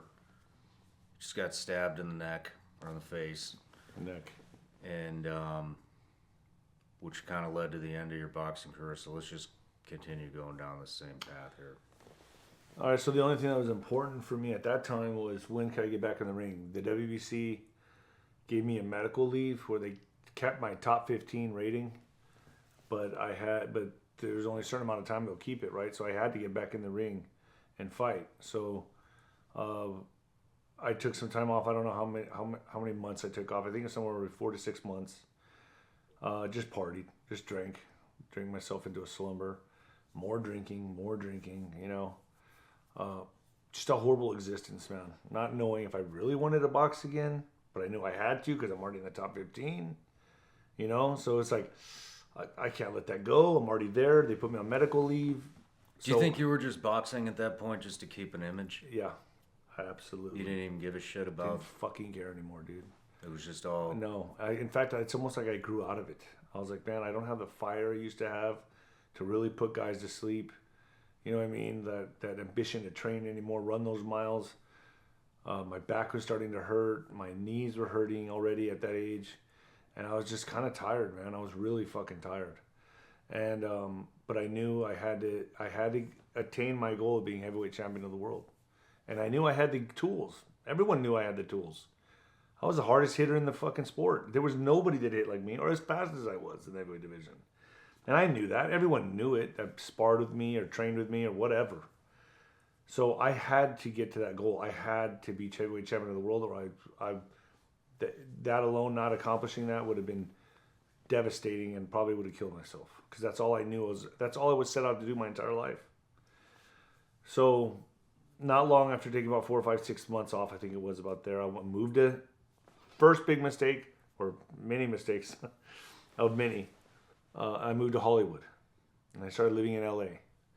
And I had a investor named Joan Dangerfield who was paying for me and giving me money and supporting me out in LA. And then I told her, hey, Joan, I already broke up with my last team. I want to go back into boxing and go win the heavyweight championship of the world. She goes, we could do other things. You know, I don't think your heart's in boxing anymore. And I was like, no. She goes, let's try to do something else, you know, like acting or something like that. And I was like, nah. I was like, let me box. I want to go back. I can do this. So I signed with Main Events. Remember now, my old team's gone, and that longing for my old team was eating me alive, because that's who I wanted to. if I was going to go for the heavyweight champions of the world, I wanted to be with my old team. That That's was where all your our heart dream. is. That was all our dream. So not having them in my corner anymore fucked my head up bad. So I signed with this new company, moved to Las Vegas, moved from LA to Las Vegas. All I was still doing was partying. 2 months notice, without even being in the gym much, I take a fight in Atlantic City. And when I signed for the fight, I was supposed to be fighting a guy that was 6'8", 6'9". So I was sparring guys that height and dropping them. So I still had what it takes. I was still dropping people in the gym. People were coming in to look at me. Mike Tyson came in to look at me, watch me train for a bit. He was like, wow, man. And things were going really good. Fly to Atlantic City, get ready to fight. They replaced my opponent. And they asked me, do you still want to fight? And I was like, wait a second. What happened? He pulled out. We got to a different fighter. But this guy was 5'9". 5'9". Compared to the guy I was preparing for, which was 6'8". So now I'm fighting a guy that's 5'9", 5'10", Darnell Wilson. And I looked at his record and I go, oh, fuck, I'll knock this bum out. This guy's got no shot. There's no chance. But even one of my trainers, I think his name was Rafael Garcia, was like, listen, we haven't trained for this guy. Let's take some time. Let's get you some sparring against a guy like this. He's a tough guy. He's tough. He comes to fight. And I was like, how many rounds is it? Oh, 6. Fuck it, I'm just gonna go for it. I can go 6 rounds. If it goes a distance, it goes a distance. Sign the fight. Go. So I'm in Atlantic City and getting ready. And now I know I'm fighting Darnell Wilson. This was like just days before. And get to Atlantic City. I remember it's a real cloudy day. Energy didn't feel right. Everything felt off. I was like, I started getting a real bad feeling in my gut. Like, something's not adding up here. Something doesn't feel right. So I don't sleep. I never slept before fights, by the way. Yeah. 2 or 3 days out, I'm a fucking bundle of nerves. I don't sleep. I always walk into the ring seeing tracers and shit. Like, I was always just sleep deprived. Get to Atlantic City. Oh, I'm in Atlantic City. Get to the fight. Get to the arena.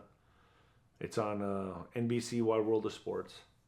So I'm like, okay, I've been out for a long time. Everyone's here to see what I can do again. You know, people, I'm the talk of the boxing community. Hey, he's coming back. I get into the ring. They announce Darnell. They announce me. Boom, bell one. First bell rings. Bam, we're going at it, dude. It's like fucking a street fight. That guy almost took my fucking head off the first round. He broke my socket bone in 8 places, my orbital bone in 8 places, broke my cheekbone, and I believe he broke my jaw. I didn't know about that, but I almost got knocked out the first round. So I remember I knew right then and there, fuck, I'm in a fight. This is a fight. So we're brawling. I didn't even jab, nothing. It was from bell one to the end of the fight, it was an all-out slugfest. So we're just throwing blows. Bam, boom, boom, bam, boom, boom. And the fucking crowd's going, a little bit of crowd that was there was going crazy. It was kind of an empty arena. It was kind of weird. And but it was on TV. And I just remember I'm barely inching out the fight. Barely inching it out. I'm bleeding. I have a cut. I can't see out of this eye. My eye dropped down and was looking down. So this eye was looking at the floor. While this eye was looking straight. This eye lost all muscle capabilities and just started looking. It just fell to the floor. It was just looking down. So I knew I was badly hurt, and I didn't know if I was ever going to see again. Fighting this guy, and I'm barely winning this fight, and then the 10-second sound of the last round where they go, that's like the 10-second, like you got 10 seconds left, all of a sudden, caught me. I got dropped. Knocked the fuck out. With 10 seconds left in the fight. I would have won the fight. All the judges had me ahead. Next thing you know, I'm waking up on the canvas, and I just remember the ref standing over me, waving me off. And that was like all the fucking demons that I had surfaced right then and there. And were standing around me. And it was like, I'd rather have died, Shawn. I'd rather have fucking died with a knife. I'd rather have overdosed that night, that year before, that same year. I'd rather have fucking died than deal with getting knocked out. And when that happened, I knew my dreams were over. I knew it was all over. Went back to my dressing room, and for like months after that fight, I couldn't think right. It was like I was underwater. I was knocked unconscious, right? I'd never been knocked out. I'd never been knocked out in my boxing career. And then all of a sudden it happened. Well, that was like a hard pill to swallow because I was 36-0. Now I'm 36-1, and I have suffered a devastating knockout. I didn't know how I was going to pull myself out of that. I knew I was boxing standards. I was old, 35 years old. I was old, but I still felt like I'm still going to be heavyweight champion. I'm going to come back. I'm going to do this. So I left main events. I blamed it on them. I was like, fuck main events. Fuck that promotional company. They set me up. I blame them this time. This time I'm blaming other people for my loss. And I take a fight with, who was it? Oching from Africa. Another bum that I considered a bum fighter. Signed him. I was going to do it in my hometown of El Paso. How long after your first loss A few are you months. fighting again? About 7 months later, 8 months later, I think it was. Were you training hard? Did that humble you enough to? No, I still had the dream. I still felt I should have been heavyweight champion, but I'm not even training. I'm like getting really sloppy. Partying, running here and there, hitting the bags, but nothing. 4 weeks before the fight, trained hard. Started training pretty hard, not real hard. Not like what I used to be in my 20s. Yeah. So that fight comes around. Bell rings, he knocks me out. Like first fucking few punches he throws. No shit. I drop to the canvas and the fucking ref, I just see a towel get thrown in. And I'm like, oh fuck. It's over. My career's over. This is done. The guy I used to be is no longer. I don't know what the fuck happened to me. I don't know where I went wrong. But my life is now in shambles. Like this is it. This is fucking over. And you realize that like instantaneously? Yeah, instantaneously, like it's over. And then at that point, my back was starting to really hurt. It was starting to really hurt. I wasn't able to train. But that fight didn't even stop me from. So then I signed up for another fight because I'm behind the 8 ball. I gotta win. I signed a fight, a guy named Dominguez, and he had a good record, 25-3 or something like that. And at that point, I didn't even know if I was gonna win. I was like 36-2. I think I can knock this guy out. I'm gonna go in there, and I got laser focused for that fight. I put away drinking for like a month, just a month. Trained hard. Bell rings. It's in Salt Lake City. Went out there, boom, knocked the guy out fast. Guy's out. Like first 30 seconds, I knocked him out. I was so fucking ready, As I'm running to the neutral corner and they're starting to count, I have a sharp pain go all the way down my back, into my ass, into my hamstrings, all the way down to my toes. And then all of a sudden my legs go numb. And right then I knew whatever I did, that was the ending of my career. I knew right then my back's done. This is it. I need surgery. This is not. And I remember he's counting, and everyone's like, weren't you happy that you won? I was dying of pain. They lifted my hand up, and I was like, ah. I walked down the stairs, walked into the dressing room, pulled my shorts off. I laid on the floor, and I was screaming. I threw out my back. L4, L5, S1, needed an emergency surgery, got the fusion. Was never the same after that. That was it. That's what ended my career. But I look at it now as a blessing, because if I would have kept boxing, who knows what would have happened to me. Yeah. Punch drunk idiot, walking around, not knowing my left from my right, mumbling, stumbling, motor skills off, getting knocked out. It was over. The boxing career was over. At least I went out on a win, but it was over. And then following that came years of depression. Years of severe depression, not knowing where my life was going to go. And I mean, I hit rock bottom to the point that I didn't know rock bottom had a basement. And I was there. What age were you, 36? About 36, yeah. And it was, the best way I could explain it, man, is I was like,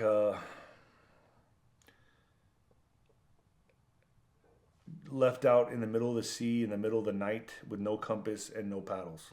Yeah. I didn't know where my life was going to go. I had no direction. All I knew was to drink.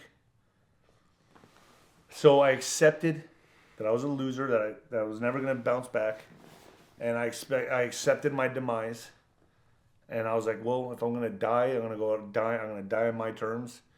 I'm going to do as much drugs as I want and as much alcohol as I want.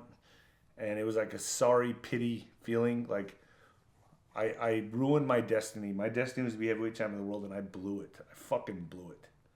Now I'm going to go out with a bang. Fuck it. I'm going to fuck as many girls as I want. I'm going to do as many drugs as I want to do. I'm going to drink as much as I want, and that's it. I'm going out with a bang. And that's what I did for 5 years after that. About 5 years of just getting another DUI, getting thrown in jail. Like, I became that guy that I dreaded to become. I became him. I was a guy at the bar, washed up, talking about what I used to do. Mm-hmm. And getting 2 DUIs, public intoxication. I just started getting arrested all the time. Like, I was always getting arrested. Like, the cops saw, yeah, let's arrest him. You know what I mean? It felt like that. Not understanding that in order to fix everything outside of me, I had to fix inside of me. And I didn't understand that. I thought it was everybody else. Oh, it's only fucked up because I'm hanging out with this guy, or I'm doing that, or I shouldn't have drank that last shot. Not understanding that it's completely all my fault. And I needed to take responsibility for it. And that's when I got sober. You've been sober for 2 years and 2 months now? 2 years and 2 months. Coming up on 2 months.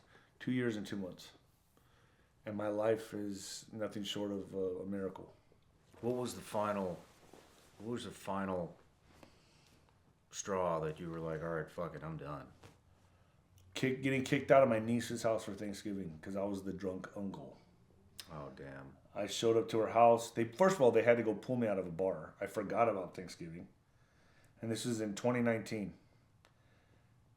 They take me to her husband, my brother-in-law, finds me in the bar, says, come on, man, let's go to Thanksgiving, come on. And I'm like, I'm not going, typical drunk shit. This is when I knew one of the times I knew this is a really bad problem.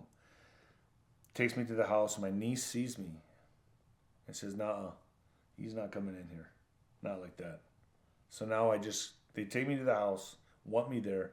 I walk up to the front door. She goes, I'm not letting him in. I'm not letting the kids see him like this. Your niece? How old is your niece? My niece she's 40 now. I was 4 years old when I was an uncle. My sister had her very young. And she has kids of her own. And she saw me. She goes, no, I'm not letting him in. And that's when I was like, oh, I remember I felt this like horrible feeling. And I felt like sick. I go, fuck all of you. I'm out of here. And I walked my ass 5 miles all the way back to the bar. And I continued the drinking. And continued it all the way through December. But during this time, Shawn, during this whole time, I'm feeling this nudge.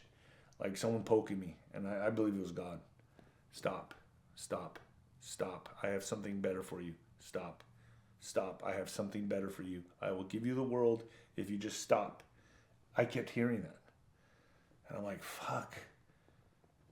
I need to stop drinking, but I don't want to stop drinking. This is it for me. I don't want to stop.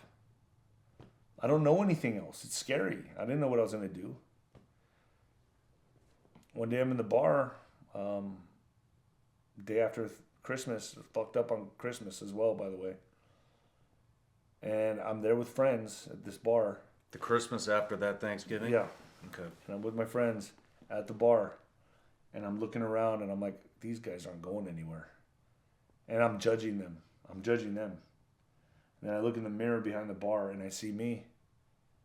Almost getting a double chin, looking fat, like fucking out of shape. And I go, fuck. I am them. I am that guy. What do you mean you're not going to be that guy? I am that guy. I'm the fucking washed up boxer drunk at the bar. And so I told myself right then and there, I go, God, you take the wheel.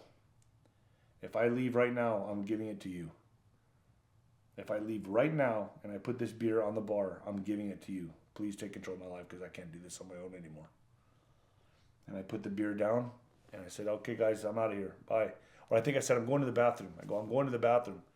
And they all said, oh, okay, yeah, whatever. Because I knew if I said I was leaving, they'd be like, oh, you're not going anywhere. Come here, you know. I said, I'm going to the bathroom. I'll be right back. They go, okay. Walked out the door.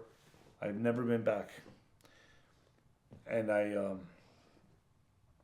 it changed my life, dude. Changed my life. Shortly after that, okay, 3 months into being sober, my dad gets put in the hospital. He needs a heart valve transplant. He's 80 at that time he was 85. My whole world was crumbling, and I could have went back to drinking at that time. I stayed strong. I prayed the rosary, dude. I literally prayed the rosary every day. I was so fucking scared. I was gonna lose my dad. I didn't go to the bar. I didn't go drink, which I could have, but I didn't. I just stayed focused and in faith with God. That I said I'd give it to you, God, but I was being tested like I'd never been tested before because then COVID hits. Now I can't go visit my dad in the hospital. And he's been laid up in bed in the hospital for weeks. Where they're just deciding, is he going to have the surgery or is he? Is he a candidate for the surgery or is he not a candidate for the surgery? We didn't know. I didn't know if I was going to lose I didn't know if they were going to tell my dad, sorry, you're too old, we can't risk it, we're not going to lose you during surgery. And he wasn't going to get the surgery, just be left to die. Or if he was going to get the surgery and potentially die on the operating bed. I thought I was going to lose my dad. I fucking believed I was going to lose my dad. And couldn't go see him.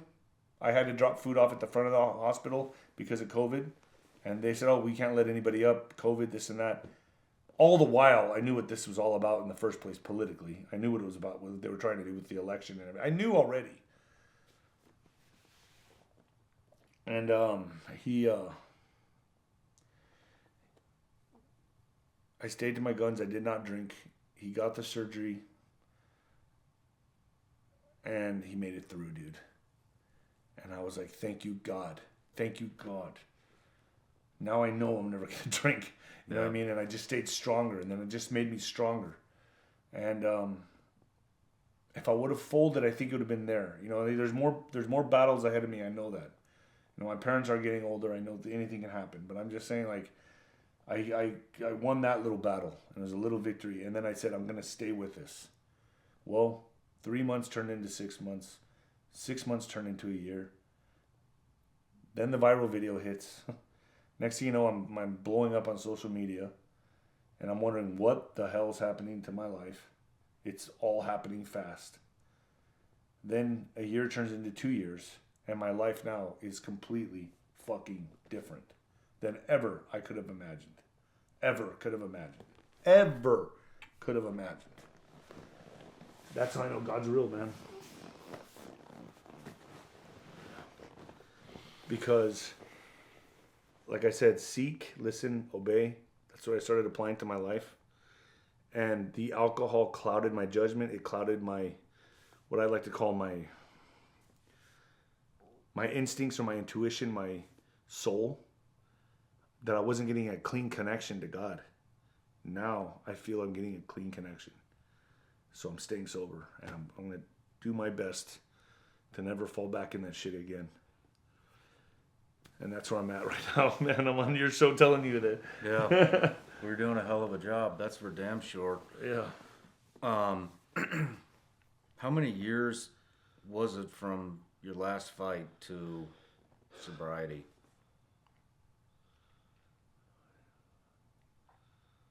7. 7 years? 7 years. So you went through 35, 36, 37, 38, 39, 40, 41, 42. I went sober when I was 42 years old. Damn. How many, what the hell were you doing for money? Taking it from my parents, living off the little bit I had from my boxing career,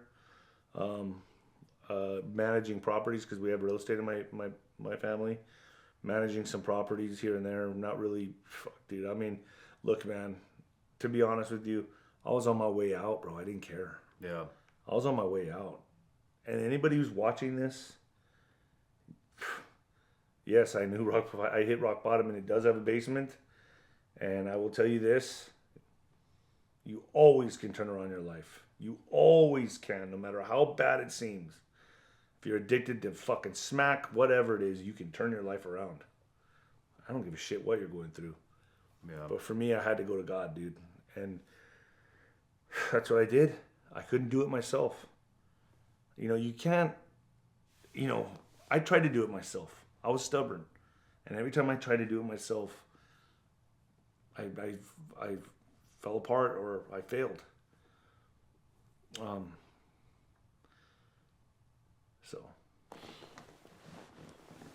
So you got sober, and then things just started.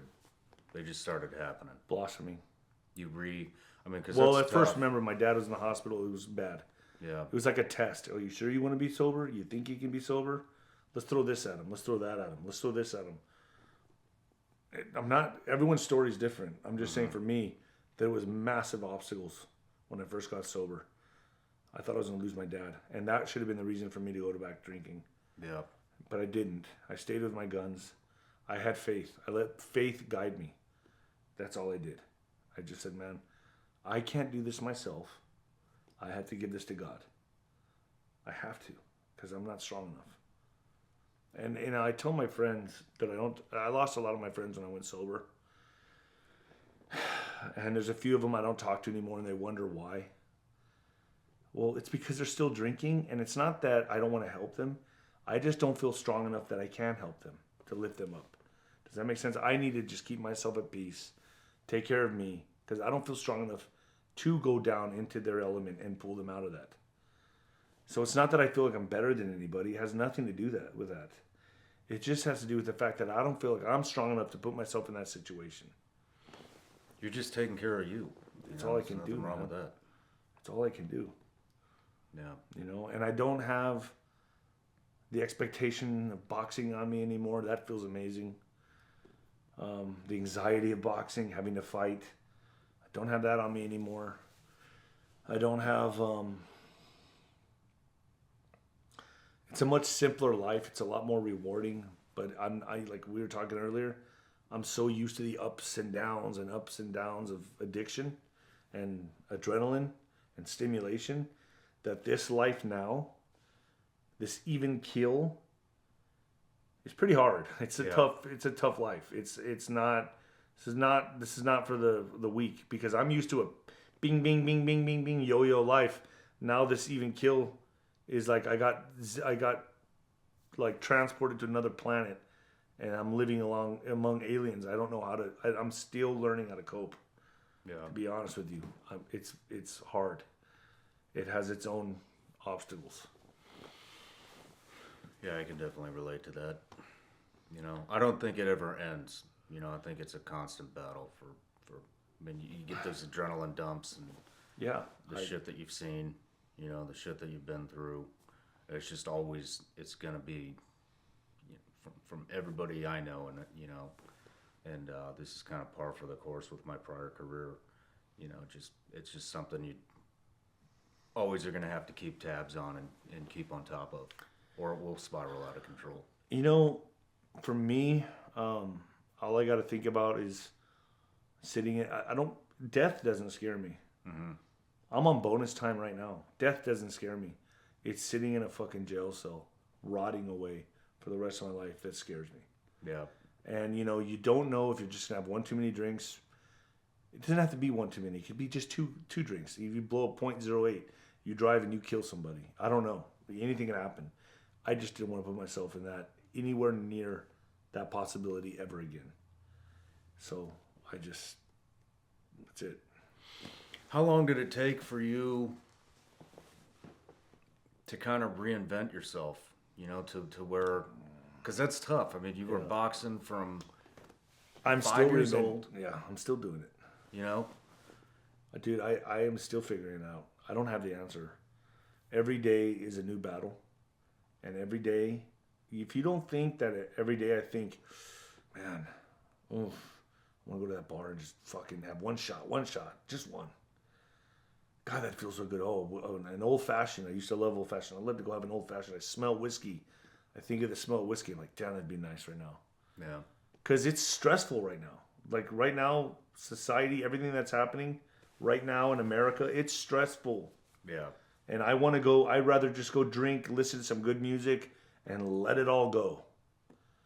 But now I feel like I have this responsibility with my podcasts and what I'm doing for people that send me gifts in the mail and the P.O. box and stuff like that. I now feel like I cannot let them down. Like now I have more of a responsibility to deliver my podcast to people that want to know what the fuck's going on. And that's what I'm doing. And it's giving me a reason. So these people that I talk to every day in my podcast, they're doing more for me than I'm doing for them. Because they're keeping me going. Yeah. And it's honestly the truth. Because if I didn't have them, and I didn't have all this stuff going on for me, I could be back drinking. No doubt. Yeah. Because what would I have? This is the only thing that I got going for me.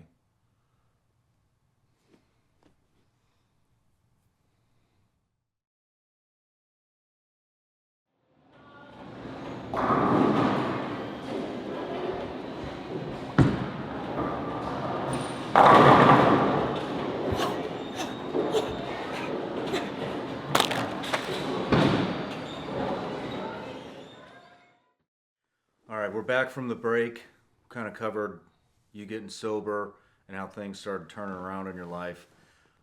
But when me and you connected, it was because you saw that social anxiety video, which we both deal with some social anxiety issues. So when did you start noticing that?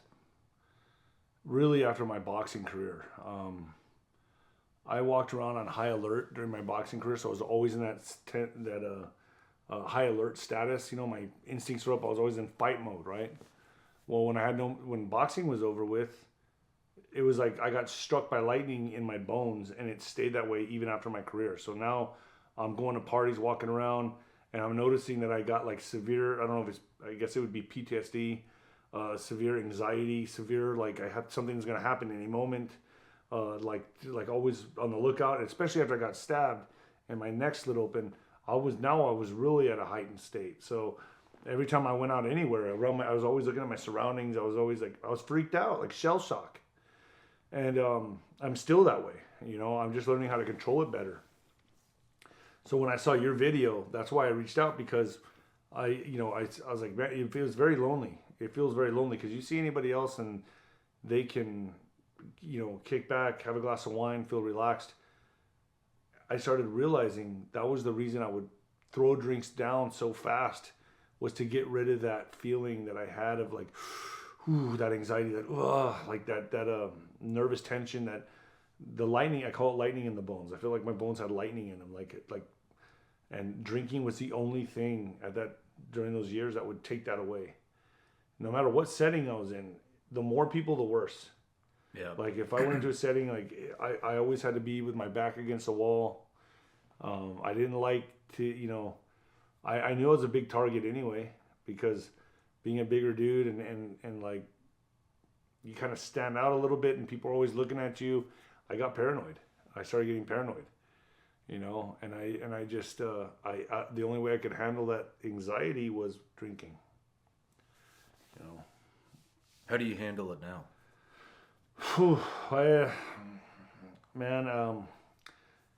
I immerse myself in my podcasts. Yeah. I'm constantly researching all day long. I pray. I just stay away from those situations or atmospheres where you go to a party or something like that. I've tried it. I've tried to go a few times to test myself, and it doesn't feel good. There's no reason to be there. Yeah. I just leave. I'm there for about an hour, and I'm like, people start getting toasty. They start drinking more, and I'm the only one that's not drinking. And I just feel out of place. And then you make other people feel awkward. You know, I notice that since I don't drink, they feel like they feel compelled to tell me why they drink, or they feel compelled to tell me what's wrong with you. Why don't you drink? What kind of problem do you have? Yeah. As if I had the problem. Listen, we all have problems. You know what I mean? But at least I have addressed mine, and I'm doing things to fix my life. So, you know, I'd just rather not deal with it. So I'd walked away from that. Do you think all of it was PTSD and that, or do you think some of it was when he left boxing, it was your identity was stripped from you? Fuck everything, dude. Yeah. Like I was a baby in the world again.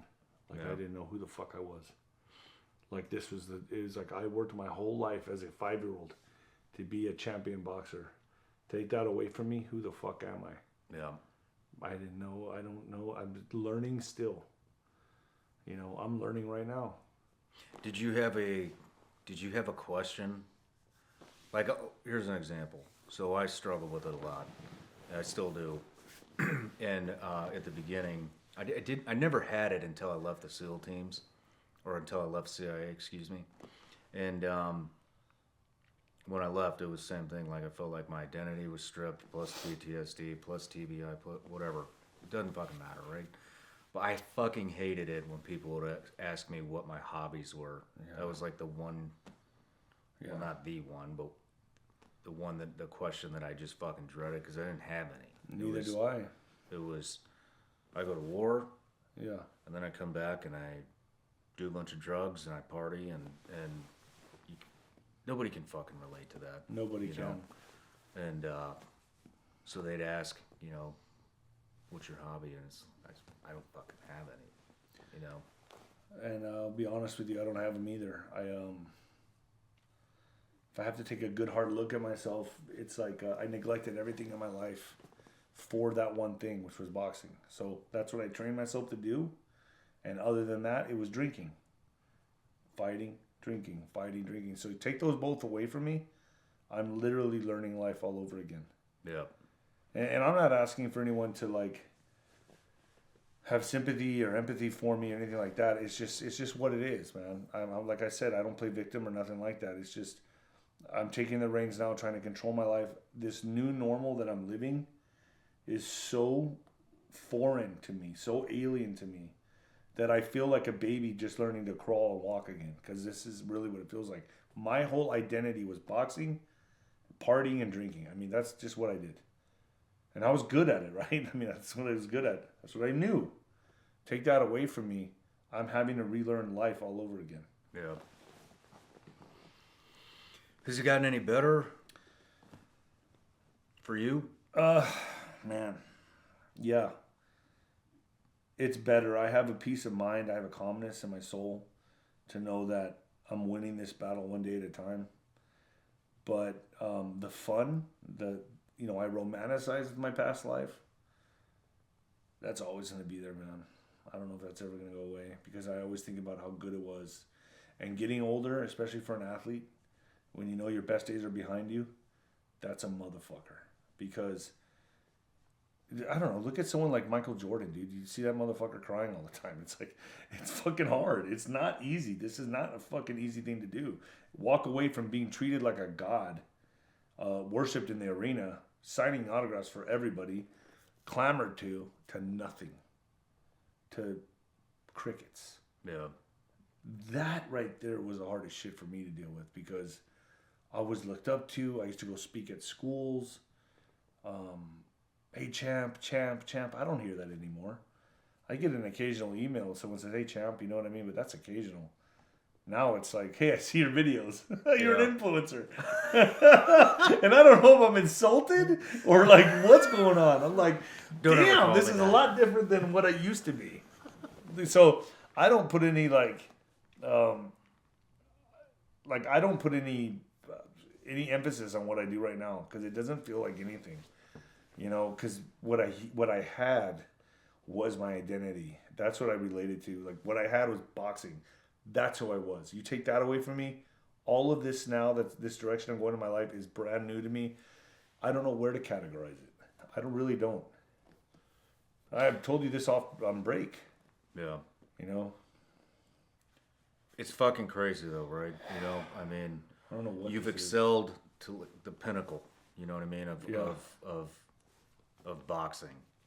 And now, you know, I think what I find very interesting is people that seem to find success, you know, and become the best at what the fuck they're doing, is when they move on to something else, it doesn't take long and bam, they're the best at what they're doing. Well, and then they move. And then, I mean, you grew a channel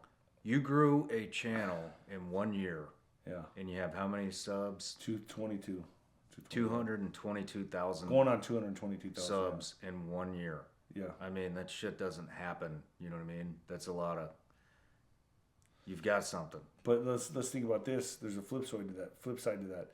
Got to remember, I've been retired for 7 years before anything started happening for me. So I was in like the darkest of dark times for 7 years. I'm not taking that away let's from say you. let's just say all my 30s, because really all my 30s was black. Yeah. Because I was already, after 30, 31, 32, let's say about 33, I was done with boxing mentally. So I was just lingering around in boxing. Then I get knocked out. Then I deal with my demons. Yeah. Then I had to face my demons. So really 33 to 42. Yeah. That's like 10 years. For me, that was hell. I'm not, I didn't mean it wasn't hard. No. I know what you mean. Yeah. What I meant was once you found the next thing, you accelerated at a And I record wrote a book. pace. You know what I mean? And you wrote a book. I wrote Once a book. you found your new direction. Yeah. Everything else, I mean, you weren't working towards anything. It doesn't sound like. The only thing I was working towards was a bar. Yeah. The next bar. I mean, that's all I cared about. Now, you got to remember, too, what played in my mind all the time was that my sister died of alcoholism, right? So I was dealing with a dead sibling for the last 13 years. That messed me up. But she died of alcoholism. It runs in my family. So I knew what path I was going down. I knew where this was leading me. I knew where it was going to take me. Okay. And so, dealing with that, watching my parents have to bury their kid, me handling all the funeral arrangements, and knowing that I'm going to do that again to my parents, that was also a major mind fuck that I knew I had to get over. I had to pull myself out of it at least until my parents died, until they pass on. So in my mind, I was like, I at least got to clean up until my parents pass away, and then I can go back to drinking and ruin my life. But I can't do it while they're still alive. They can't see another kid get buried. Yeah. And that was another reason I quit, because I didn't want to be that. I didn't want them to lose two kids. To the same thing, alcohol. So, the best thing I ever did in my life was quit. Do you have any advice for anybody that's in it right now? Gosh, I mean, we all have our own journeys. We all have our own battles. I mean, I can't say anything unless I walk in their shoes. But no matter what they're going through, look at people like me who hit rock bottom. Found no way. The only thing I did was just look up and look to God. That is all I did. And I found the courage and strength to stop drinking. I can't believe how much of a vice drinking is, not just to me, but to a lot of people. Because if you look at any domestic abuse or domestic violence or people getting DUIs, whatever, the main contributor, people need to look at this in their own life. What's the common denominator of your trouble? Yeah. And eliminate it. That's really all you got to do. And once you do that, your life will flourish. My life is taken off in a different direction. Now, are there going to be hard times again? Yes, there is. And I can only hope to God that I don't fall back into that life, because I don't know what I'm going to do when my dad dies. I don't know what I'm going to do when my mom dies. To me, they're everything to me. If I lose them, it's going to be like when I got knocked out in boxing. I don't know what's going to happen. Am I going to go back to drinking? I sure the fuck hope not. But dude, I have those question marks on my mind, just like anyone watching this has their own question marks on their mind. We all have our own demons. It's, we all do. I don't give a shit. I wouldn't trade mine for yours. You wouldn't trade yours for mine. You know what I mean? Like, we all have a battle that we're fighting, and honestly, I can only hope, but just take it, like they say, one day at a time. And that's what I'm really trying to do. It's the best I can do. Yeah. It's still a struggle, man. People think, oh, you stop drinking, you're awesome, you're winning. Yeah, I'm winning the battles daily. But the war is still being waged, and it's not easy. Yeah. It's not easy, man. I always tell myself, I can go have one glass of wine. No, I can't. When I start thinking like that, I have friends. come on, man, you can have one glass of wine. Come on. And I'm like, well, it looks like I'm not hanging out with you anymore. Because I could have one glass of wine. But that one glass would lead to 2, then to 4, then to 10. And then I'm back where I'm at. Yeah. And like I said, it's not that I'm not trying to help my friends. I'm just not strong enough to bring them in. You know what I mean? I just don't feel like I'm strong enough to pull them up because I'm dealing with my own shit. I think that's healthy, you know? I mean, that's my personal thing. You're taking care of you, and you can't help everybody. No. All you can do is set the example for them to follow.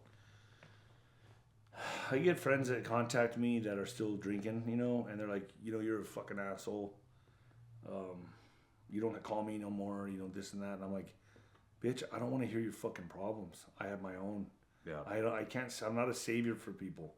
I'm barely trying to save myself. And they think that I'm like trying to stay away from them, that I'm too good. Like I fixed my life and now I'm too good for anybody. That's not the case. Case is I'm scared to death to go back to walk down that path again. Yeah. That's why I stay away from people and I just keep to myself, and I have social anxiety because I don't want to slip back into that. You know, it's too risky for me. I've already had 2 DUIs, dude. I have 1 more. I'm going to jail again. Do these we were talking earlier offline about losing a lot of friends, and you know, when he left boxing and when he quit drinking, quit partying, and I can relate to that too, but how many friends, like all of them? Man, most of them. Some tried to fix their life and they just went back to drinking and died. One's in an Australian jail right now. He's smuggling a shitload of coke over to Australia and got popped. So now I don't know how much time he's doing. They say, oh, he'll be out in a couple of years, but I don't think so because they did a sting operation on him. And I think he's going to be gone away for 10, 15 years. I don't know. Damn. But I mean, I have friends that are in jail and I have friends that have died. One of my best friends died in his sleep. I have other friends that have been shot in Juarez, that owned bars down there, and they got killed because they were getting extorted, and they got killed. And it's just like the common theme in all this shit, no matter how much you think you can control it, was alcohol. It's always involved in someone's life that I know where shit goes wrong. Yeah. Somewhere in there, you know what I mean? Whether it's them saying, "Oh, I could have 3 or 4 beers a night, and that's all I have." I think it does something to your spiritual awareness, man. I really do. I think being sober, it gives you a keener sense of your spirit, the spiritual component which you have. I believe being sober, I think having alcohol cloudies up the water. It just makes it to your receptors aren't taking in the information you should be taking in from God. At least that's how I see it right now, and that's all I can say is, you know, I'm just much better off without that shit in my life. Yeah. I love that shit in my life. Well, I mean, you quit drinking, you got tested with your dad in the hospital. How long was he in the hospital? Oh, dude, he must have been in there for about a month and a half. And let me tell you, in the hospital, not knowing if he could even be a candidate for the surgery. Yeah. So we were just waiting. Like, is he gonna die? Are they gonna let him die? Or do we have a 50-50 chance at his age even having the surgery and dying? I mean, I thought I was going to lose my dad. And I know I'm going to lose him at some point. He's 87. But, you know, he's my best friend. Yeah. My best friend. It's amazing how fast after you quit drinking, things just took off, you know, and I see that with a lot of people. You know, like because you know, I don't know how many of these shows you've watched, and doesn't matter. But almost everybody that's been on here they've gone through some real tough times. You know what I mean? After service, because the majority of them are, you know, operators, and just about all of them struggled with booze or drugs or both, and the ones that have quit drinking, it's just fucking amazing, to include myself too. Yeah. Once you quit, you know, or slow it down. I guess I can't say I quit, but things just take off. You know, I don't know what it is. You're fresh every day. Yeah. You You know? don't have to deal with those hangovers and trouble. You know, I mean, geez, every time I got a DUI, that was $15,000 down the drain. Yeah. Of like paying lawyers and like lawyer fees and this and that. It's a complete waste of money. Then your bar tab, you know, on top of that, paying bar tabs are. Bad thing about what was with me was every time I went out in El Paso, it would be, hey champ, let me get you a shot. Hey champ, I didn't have to pay for anything. Yeah. People were constantly buying me shots, and so I was getting fucking blasted without even having to spend $1. Yeah. You know, and like then you realize like, shit, man, I can't even go out anywhere without getting drunk. You know, because I would never say no. Well, and you quit making shitty decisions. Yeah. You know, I think about all the decisions that I made, fucked up, and that shit doesn't happen anymore. No, I mean, I take full responsibility, and I can't blame the alcohol anymore for the shitty decisions I make now. Yeah. So it's like, to me, it's like, I'm more focused on an objective. I know where I want to go in my life. I know where I'm trying to go. I have the energy to put out to make things happen now. Like let's be honest. If I was drinking and came to go be, first of all, you would never even ask me to be on the show. That would have never happened. But if I was drinking, let's say I was drinking and somehow you asked me to be on the show, I would have made it to your show. I would have arrived in Nashville and gone and partied, and then be hungover today, and then call you and be like, hey, can we do it later? Or some fucking lame excuse. It wouldn't have happened. Yeah. So, you know, that's a head start for me, man. No alcohol. I'm getting a head start in life.